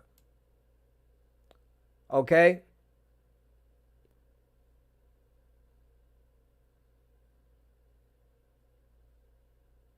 In 1960, 84% of U.S. immigrants were born in Europe or Canada. 6% were from Mexico. 3.8% were from the South and East Asia. 3.5% from Latin America. Now, basically, I wanted to show you this article. You can read this article. It's obviously with the History Channel. It was published August 12, 2019 by Leslie Kennedy. And what you're going to read, let me get back, is that they had a program all up until 1964. From 1948 to 1964, they had a program called the Bracero program, where 4 million Mexicans was working in the United States. 4 million of them were sent to work here in the United States. All right, they would live here, have children, blah blah blah, all this different stuff. Now, when the Immigration Act passed, it put a ban on Mexicans and allowed more people from Europe and China to come in. Okay. So this was always a practice, is what I'm telling you guys. And you got to understand that through this mixing and matching and all that different stuff, the whole thing with them was to steal the crystal framework or the crystal matrix over here in Atlantis. The modern day, what you thought was all these other stories and all this different shit. This was the prize area. And why is it so? Because of the rich mineral deposits that come out of the volcanoes that are over in this region that are made nowhere else in the world. And the guardians of this planet are us. The chosen people. Just like all of our people have talent, just like all trees bear life. You get what I'm saying? But some people have a distinct responsibility. And that has been shown all throughout world history. Who has taken the lead except us here in this country? Who do you see on the Blanco neck like you see here? Straight warriors. Straight warriors. We play no games. Everybody else get lulled to sleep with this Blanco. Cooley High said Queen Calafia is based on what? She's based on a novel. We just went over that. Queen Calafia is based on a novel of what people had heard when they had explored, when they was trading with us. You see what I'm saying? Because we have to understand that when they ruled these areas, if black people ruled these areas like we know that they did, because we know the Blanco's not ancient, he's a Johnny come lately, we know that we were trading with other tribes of the eumelanin species, right? But we had a different crystal makeup. I told you, each mountain makes different crystals. Our mountains over here make completely different crystals. And that's one of the reasons why, and see, we got to understand this. Like, you got to even know that there's mountains in the Sahara. I mean, volcanoes in the Sahara. Okay? Volcanoes are in the Sahara. That's why you see them bouldering tribes. You used to see people in the desert. You're like, why in the fuck are they in the desert? Because that's where all the gold and the rubies and the diamonds are coming out of these volcanoes. So you'll sit up here and say, walk with me right quick. We finna do this right quick. Watch what I'm finna show you. Watch, let's go back. Let's show you how I'm playing, because I'm always gonna give y'all the chemistry behind it too. We're not gonna play no games, right?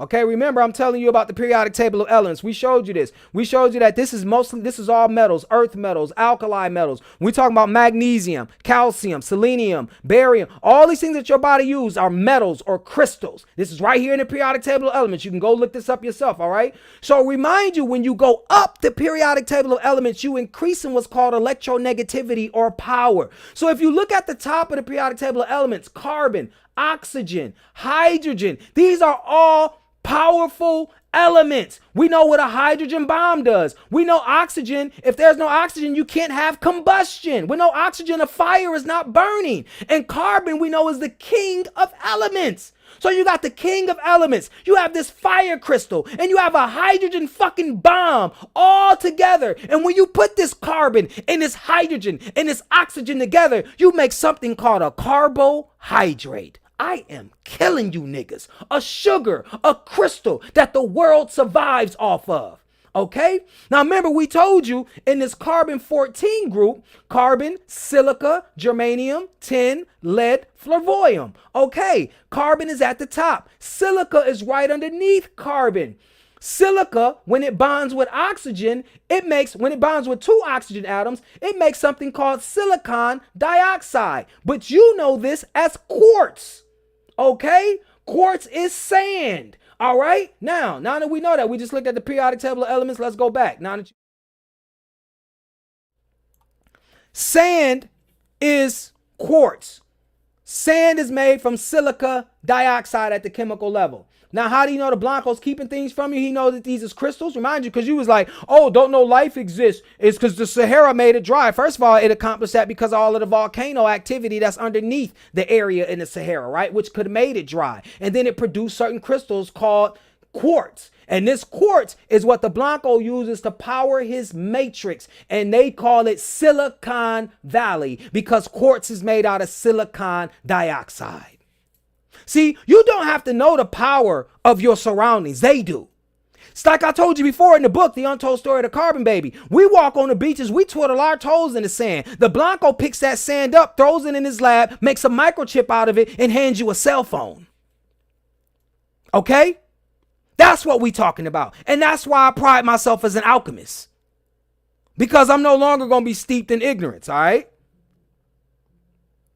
Sam G said you're coming out with another book. Oh, of course, yeah, it's going to be called The Sugar Conspiracy. All right? It's going to be called The Sugar Conspiracy. So I got a little bit before I go into the chat because I had to break this up. Of course, we got a little bit where I can go off into Pascal Beverly Randolph and him teaching them. Mind you, he started the 666 order of the Bohemian, of the San Francisco Lodge, which eventually became the Bohemian Grove, right? Because some people say the Bohemian Grove is in the place that it's in now, but remind you, it moved from San Francisco. So don't let nobody tell, I'm thorough on what the fuck I do. All right. So he taught these Blancos. Remember, he established, and we're going to go off into that. We're going to go off into Pascal Beverly Randolph and the mulatto who was aware of his mixed crystal makeup and who prophesied that, the very things that you're seeing in 2012 was really actually going to occur. But one thing they leave out is that the crystallogians was going to be on top. And we'll discuss that. So I got a little bit of time. If you guys want to go into the, I'm going to go into the chat right quick. And we'll talk a little bit about, we got a little bit of time. And so we probably got underneath a half an hour before ScrewTube start acting crazy and shit. So, what you guys think about that? Any thoughts on Calafia or, anything else? I'm looking in the chat right quick. So I'm going to just see what y'all guys got. All right, I'm going to read some of these comments too. Cooley High said, I thought Queen Calafia was a person. That's why. But you see why it's so crazy? We be in this conscious community, niggas just be saying shit. Oh, this named after a black woman. Yeah, a black woman in a book, which came from a book based on other books. And you know what I'm saying? So, yeah.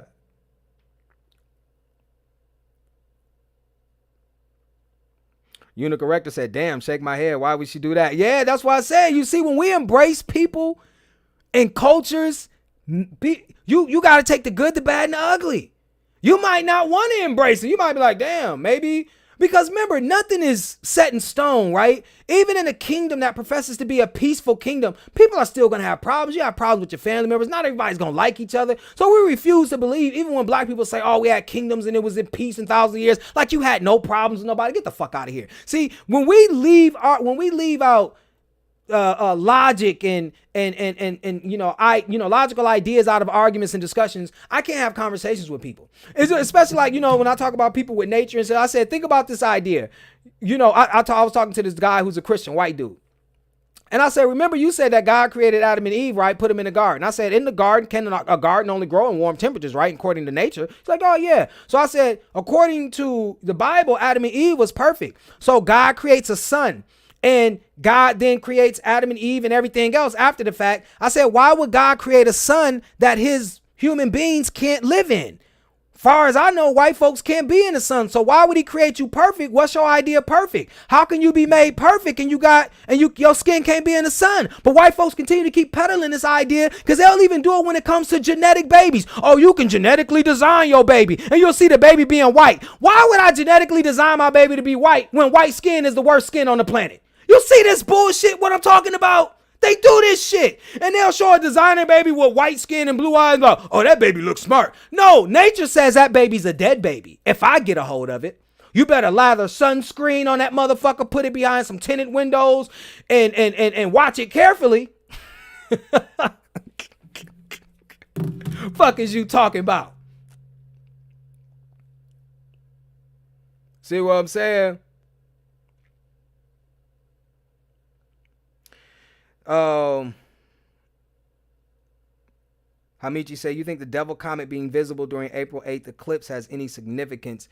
Once again, y'all know me, Heru, I don't subscribe to the space concept. I don't believe we're a hurling ball in space. I'm just, I'm not into that. Like some people ask me, I've heard some people say, they ask me like, do you believe in the flat earth? It's not flat. Remember, we talk about a dome. Domers don't believe in flat earth. We believe in it being a dome. Nobody's left this motherfucker. You know what I'm saying? We don't believe it's flat. We believe it's a dome. That's different. The firmament is talked about in our, in the Bible. That's what we believe. And if I challenge anyone, I say like this, okay, I'm going to do this. We're going to do this right quick.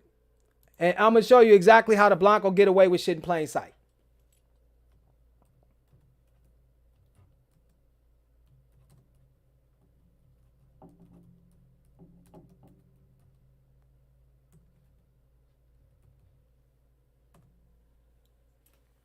Okay, now listen, I'm finna share my screen with y'all.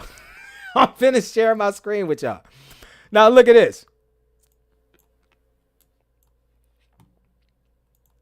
This is pictures of Earth from NASA.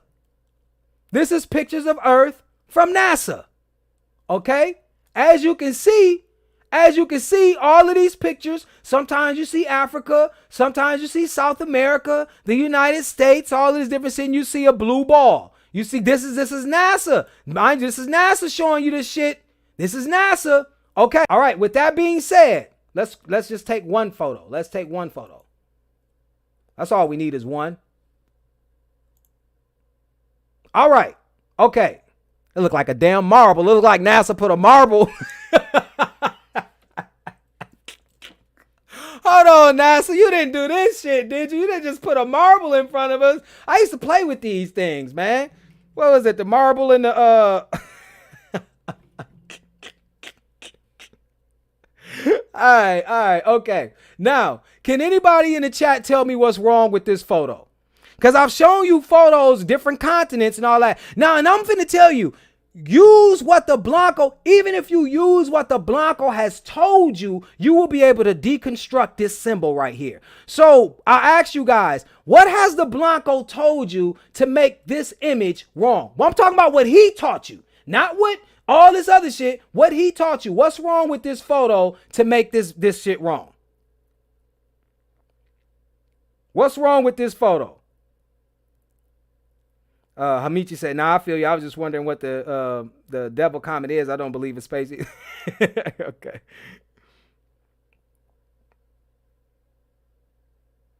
Yeah, Chef OB said, crazy how we can accept the historical side of history, but not the mystical side, even though they existed in the same time periods. Woo! I'm trying to tell you.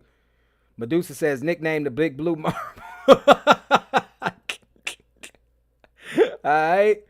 Oh, there we go. Look at Harmichi. No spinning. Woo! That's one. Woo! Knock one down. No spinning. This bitch ain't never spinning. I don't give a fuck what movies you see, how many pictures this motherfucker take. He told us this bitch is spinning at 1,000 miles an hour. Now, this Blanco can say he took the picture so fast shit look like it's standing still, but I don't know. I've never been to a NASCAR race before, but them cars be moving at 200 miles an hour, and the Blanco still ain't got a motherfucking camera yet that can give me a still shot of a car going, looking complete at 200 miles an hour. Yet he's saying he can get a still shot of the earth spinning at 1,000 fucking miles an hour. Woo! Come on now. Like Dion said, yeah, that bitch supposed to be spinning and hurling, right? Oh, not only that, it's also supposed to be on a tilt sometimes. Remember he told you that. That account for the seasons. This nigga took 50 million fucking photos. None of them bitches was on a tilt. I am killing you niggas. So we got no spinning, no tilt, no revolution around, just still, just sitting there. Okay? No stars. Bama girl says. You know what I'm saying? Like I told you, right in plain sight. Right in plain sight. You got no further until a motherfucker could explain to me why the pictures you take, this motherfucker not spinning, not revolving. You be on your space stations, Earth just sitting there. I was like, what the fuck did he teach us in school? I ain't even got to go into my conspiracy theories. Bitch, you ain't even matching up what you taught me in school. From the very simple 3 things you taught me in school. No spinning, no tilt, no revolution, 66,000 miles an hour around the sun, 1,000 miles on its axis. That Blanco gonna have to come with something new, man. He gonna have to come with something new. I don't know about y'all. He gonna have to come. Right, especially when the sun's supposed to be, you can fit 1 million Earths into the sun. 1 million Earths. All right? Come on, man. This Blanco mesmerized y'all, captured y'all imagination. Not us at the FOF squad, but we know the vast majority of individuals, they can't contest this information. And who's going to tell a Blanco he's wrong? So this is what's so savage about this whole experience is the fact that if you can't tell the Blanco that he's wrong with his science, we never going to correct this. We are fundamentally opposed to each other, diametrically opposed spiritually. So how in the hell will there ever be any compromises when we are fundamentally unsound or disconnected with each other? Practically impossible. Coolie Eye says, where is the mountain Calafia today?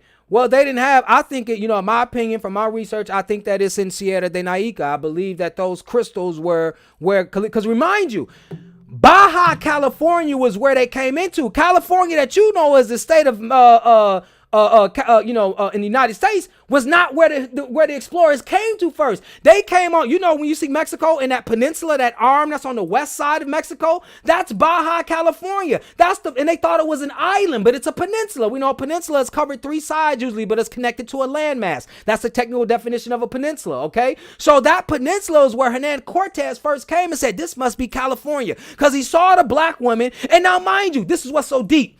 Think about this.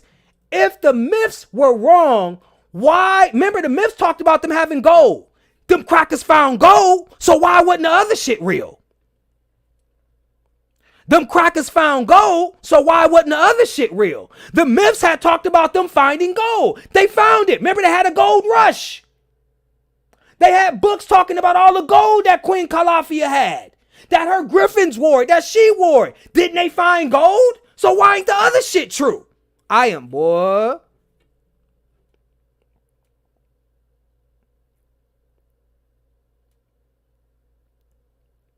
So, yeah.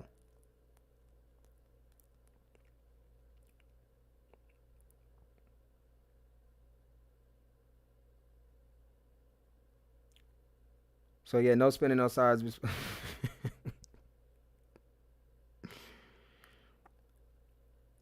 All All right, so yeah, so this was profound stuff. We just building because we want to get off. We got a lot of stuff to go over in the next segment.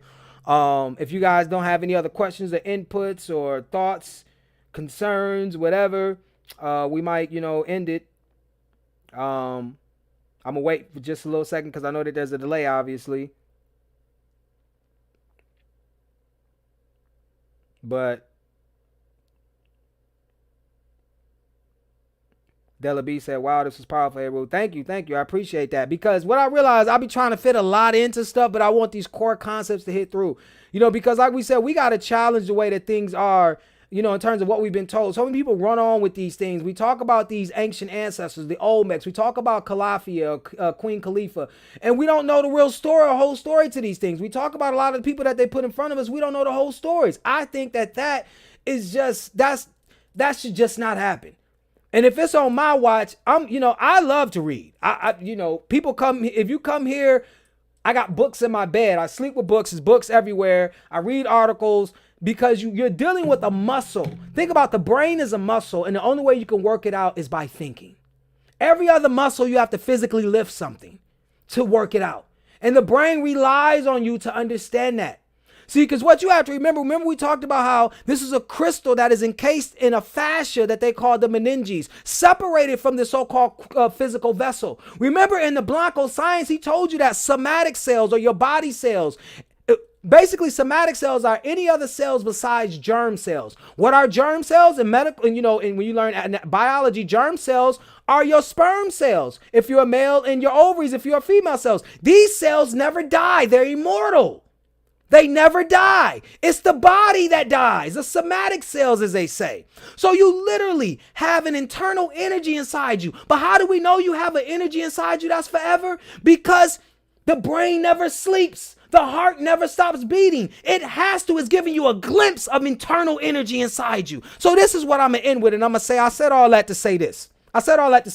Some people say, hey, well, you giving us all this information, you fear monger. Because what we gonna do? Damn Blanco talking about blowing up the earth, World War III, all this different shit. And you sitting up here giving us this information. And please don't tell me, as I said once again, that you telling me that you have the bridge from the natural to the supernatural. And we can come these arcane beings, these carbonated beings, these crystallogens, these organic metallic beings who can take back the earth. And I challenge you on that. And the reason why I say that is because when you listen to the Blanco, through his religion, the Blanco told you, he said, if you believe in my God will give you the ability to live forever, whether it's in heaven or on earth. If you don't believe in religion, the Blanco says secularly, through my science through AI technology, I can get you to live forever eventually. Yup, I sure can. I'm finding out. You've seen and read these articles. Scientists may be close to cracking immortality. But then when Heru sits up here and tells you that you're capable of doing it without these things, I'm pseudo. All of a sudden, I'm a crackpot. All of a sudden, all right, we need to get off of that. But yet, the Blanco has captured your imagination, and he's going full steam ahead to do the very thing that you know for a fact is something you're capable of doing. And let's say, for instance, that the world wasn't facing or at the precipice of its own destruction, or as they characterize it, the sixth wave of extinction. Let's say, for instance, that didn't exist. Technically, according to the Blanco, you're going to die anyways. That's what he said. And matter of fact, he said life expectancy in this country is at around 79 years. So how can you hate on me when the eventuality of all mankind is to die anyways? So what do you want to be here for? It's on you to decide your outcome anyways. It's because now you have to think about death, your morbidity, or how fragile life is, that you're starting to run and hide and get scared. Because you felt like in an earth that made you comfortable, you didn't have to think about death. Now that you have to think about it, now you're looking at other people like, oh, you scaring me or you fear mongering. No, I'm just making you aware of what already existed. All right. A-Love says, do you think vitamins are necessary to help with imbalances? No, I think vitamins are trash. What I explained, I was like, vitamins, I talk about them because I talk about the importance of what they do. But remember, you want to go to whole food sources because all vitamins and minerals work in concert with one another. All right. Now, when you take vitamin complexes, sometimes it can work for people, right? And it may be a time thing too. But, for the most part, what I've seen, you're not going to get huge benefits off of it because vitamins and minerals compete for absorption. Okay, so if you end up taking one more amount than the other, like you said, vitamin C, all this different stuff, the Blanco ran and rave about all that different stuff. But remind you, these people have underwriters. You know, it's people who benefit from a doctor saying vitamin C does this and that when I sell vitamin C pills.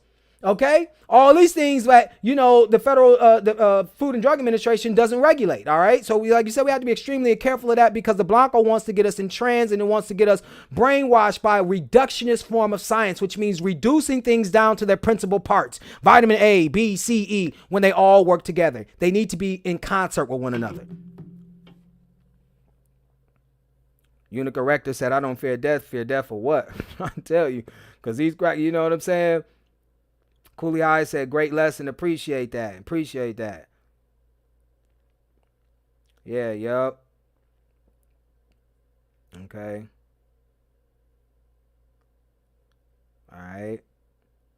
All right. So if there's no other questions, man, you know, that's basically, so that's that, you know, that in my opinion is the most important base that we're going to be say, even though it'd be a fire read, the most important base or foundation that we have to have, right, is understanding that truth obviously is stranger than fiction. You know, our people, we were here and we were the guardians. There's certain tribes that have certain, remember we talk about, this is shades of the Avatar, the earth, the fire, the water tribe, all these different, certain tribes have certain responsibilities to keep other tribes in check. Okay, you thought that was the Chinese story talking about the Avatar? Why do you think these stories so popular? And why do you think they resonate with our people? Okay, these are our stories, right? And you notice in the Avatar story, it's the same thing. The fire tribe gets out of control. All right, wants power and all that. And then it's certain, the Avatar has to come into play. And what does Avatar mean? Remember, Avatar is Sanskrit. Ava means down. Avatara means to come into. So it's like a spirit coming down. That's why you notice when you watch the Avatar, it's always the spirit coming into the human body.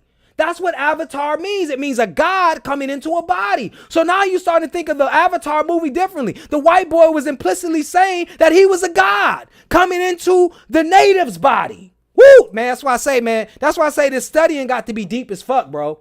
It's got to be deep. Because if we just allow surface level shit and start repeating shit without knowing the meaning and the origins of these words, then we're casting spells on ourselves. And we're also further putting ourselves into murky waters, which disallows the clarity, which creates the bridge from the natural to the supernatural. All right. A Love says, much love, much gratitude and appreciation. All right. Don't Bama Girl says, don't vitamin C make your body more acidic? Well, yeah, supposedly Ester C does not. Supposedly Ester C is a different compound and you could take Ester C and not worry about an acidic reaction. But yeah, the synthetic version of vitamin C, yeah, you can have too much of it. Yup, and it can cause a bad reaction. That is true. All right. So let's see. We got a few more minutes. You know, I'm trying to kick it because we know about that 2-hour mark. So I'm trying to, because I'll be wanting to interact with y'all. I love y'all. I know, you know, last week I didn't drop it and I took that video down and all that different shit. And I was like, nah, let me set the base. Let me set the framework because I tell you guys, I'm a chief advocate and tireless promoter, as I said before, of knowing the whole and the complete story. So that's why it was important, you know, to start it off with this.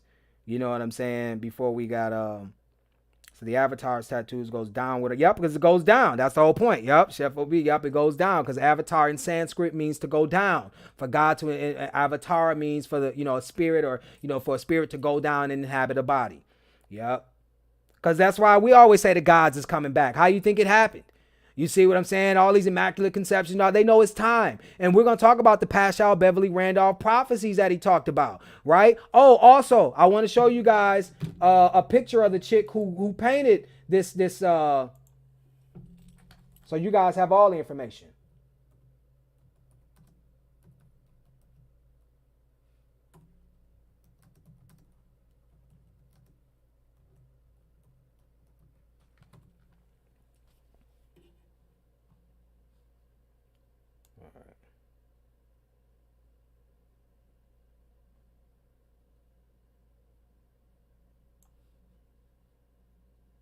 Hold on 1 second, you guys.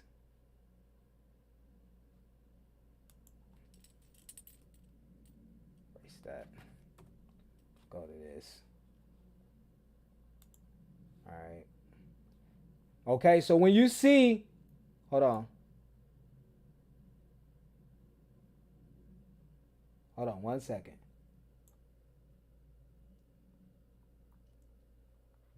Okay, so yeah, I'm gonna share my screen right quick, you guys, just right quick, just to show you. Remember, because we talked about how to, involve the Blanco woman is in all of this occult stuff. You know what I'm saying? Because she's trying to supplant the energy of the one who really has that energy, which is the black woman. All right. Oh, shoot. Well, I'm sorry, you guys. I damn near started the outro. I was on the wrong page. All right.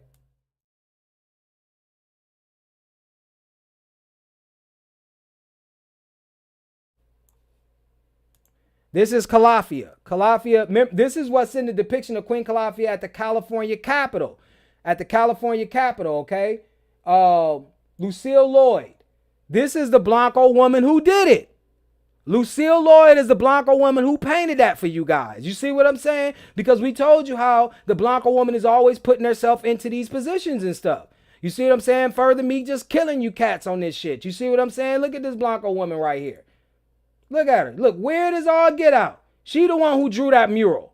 And obviously she did it incorrectly because it's supposed to be black. Because remember, when you go to the book about the Spaniards, it was jet black women, they said. That fucking photo that she did right here, yeah, that's all right, but that ain't it. That's all right, but that ain't it. So as we said, as we move on, man, we'll be getting off into this stuff, man, because it's going to be exceptional. It's going to be how high would you speculate the dome is? I think the activity unfortunately, when you go like what they said, 30 kilometers up, 70 miles up or something like that, you run into the ionosphere. And that's the problem with the ionosphere. Remember, the ionosphere is this, plasma field, right? With these electrically charged particles. And, this is, part with the Van Allen's radiation belt, all this. Nobody's ever been able to get past it. So I would suspect that it's really the ionosphere that you would have to get past in order to determine even, could you even, breach the dome? You see what I'm saying? So, and they claim that that's 70 kilometers up. Medusa said, missed you, bro. That's what's up. Missed y'all too.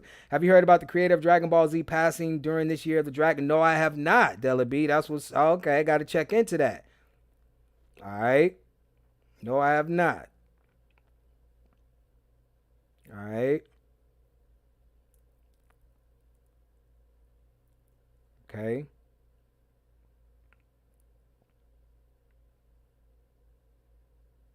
So look, I'm looking just to see if there's any more questions, concerns, or comments.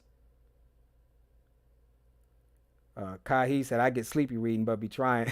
It get like that. And remember, it's like exercising, like even physically exercising. You do 5-10 push-ups or something, or some jumping jacks or whatever, and then you call that. But after you do more and more, intensify your workout, you get used to it and you get better at what you do. You know what I'm saying? Hey, let's say I remember you. Let me see, because it's hard. I remember you mentioning vitiligo a while back in the Kim and rubber. I've seen a crazy amount of it surfacing. Ain't that something? Yeah, remember I told you isoprene and all of that. Yeah, we went off into that chemistry. We're gonna go a lot off into that too. Yep, Della B. I'm glad you mentioned that. The Isley Brothers, Atlantis. I always come back to you. I've always resonated with that song. I'm going to bed smiling. You appreciate it, good brother. Good night, family. Appreciate it, Della B. You know what I'm saying? And so yeah, we see all the things and insights. Remember, because we always said the best sight is insight, because insight is always better than eyesight. And we have to understand that we have to hold people's feet to the fire in terms of relaying this information. Do they relay it in such a way to where it increases or it encourages a high sense of urgency, to where it motivates us to change? That is the chief responsibility of individuals who consider themselves to be teachers or trailblazers or defenders of our great race, who are here in the Atlantis. And Atlantis will not fall. Why? Because God decides that. And who is God? God is the judge. And why is she the judge? Because she decides who wins and loses, not my opponent. Who is my opponent? He does not exist. And why does he not exist? Because he is merely a dissenting voice to the truth I speak. Christologians, speak the truth.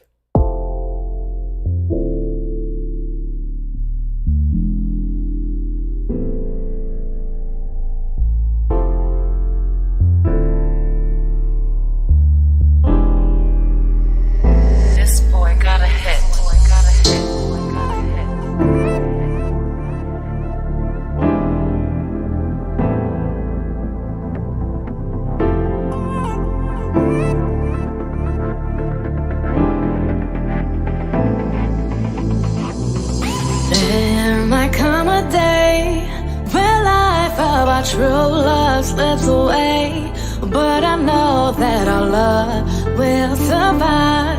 'Cause I can't see falling stars in the sky no more. There might come a day when life and our true love slips away, but I know that our love will survive.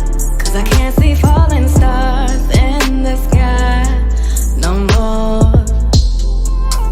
I've been thinking what this life has to mean to you, and I like to say, why sleep? I was hoping when awake we'll make our dreams come true.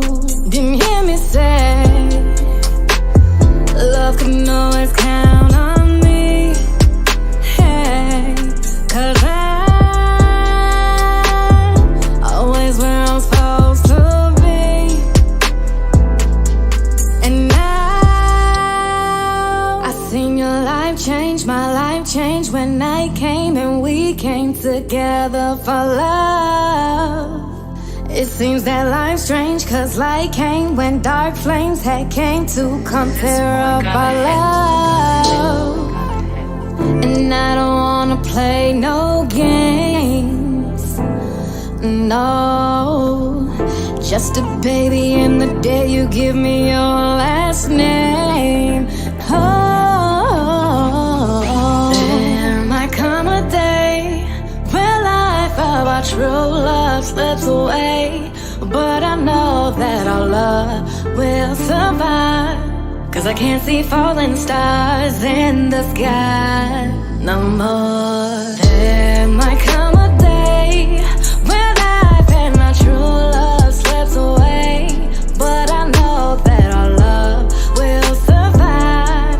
'Cause I can't see falling stars in the sky no more. She can't talk with no dry eyes. It's sunsets on that sky ride. Her hands up, no high five. I'm so high, I skydive. My life now feels screwed up. We don't move or we don't move up. I swear life is a ghost town, 'cause all we do is stay booed up. I can't lose you, I'll fight back. 'Cause who can give me these nights back? Just arches up in that nice back. She drunk in love with no nightcap. Just comfort me and my block scars. Won't take long to see rock hard. Just a wedding ring that's rock hard. And long nights when I'm rock hard. There might come a day when life of our true love slips away, but I know that our love will survive. 'Cause I can't see falling stars in the sky no more. There might come a day when life and our true love slips away, but I know that our love will survive. 'Cause I can't see falling stars in the sky no more.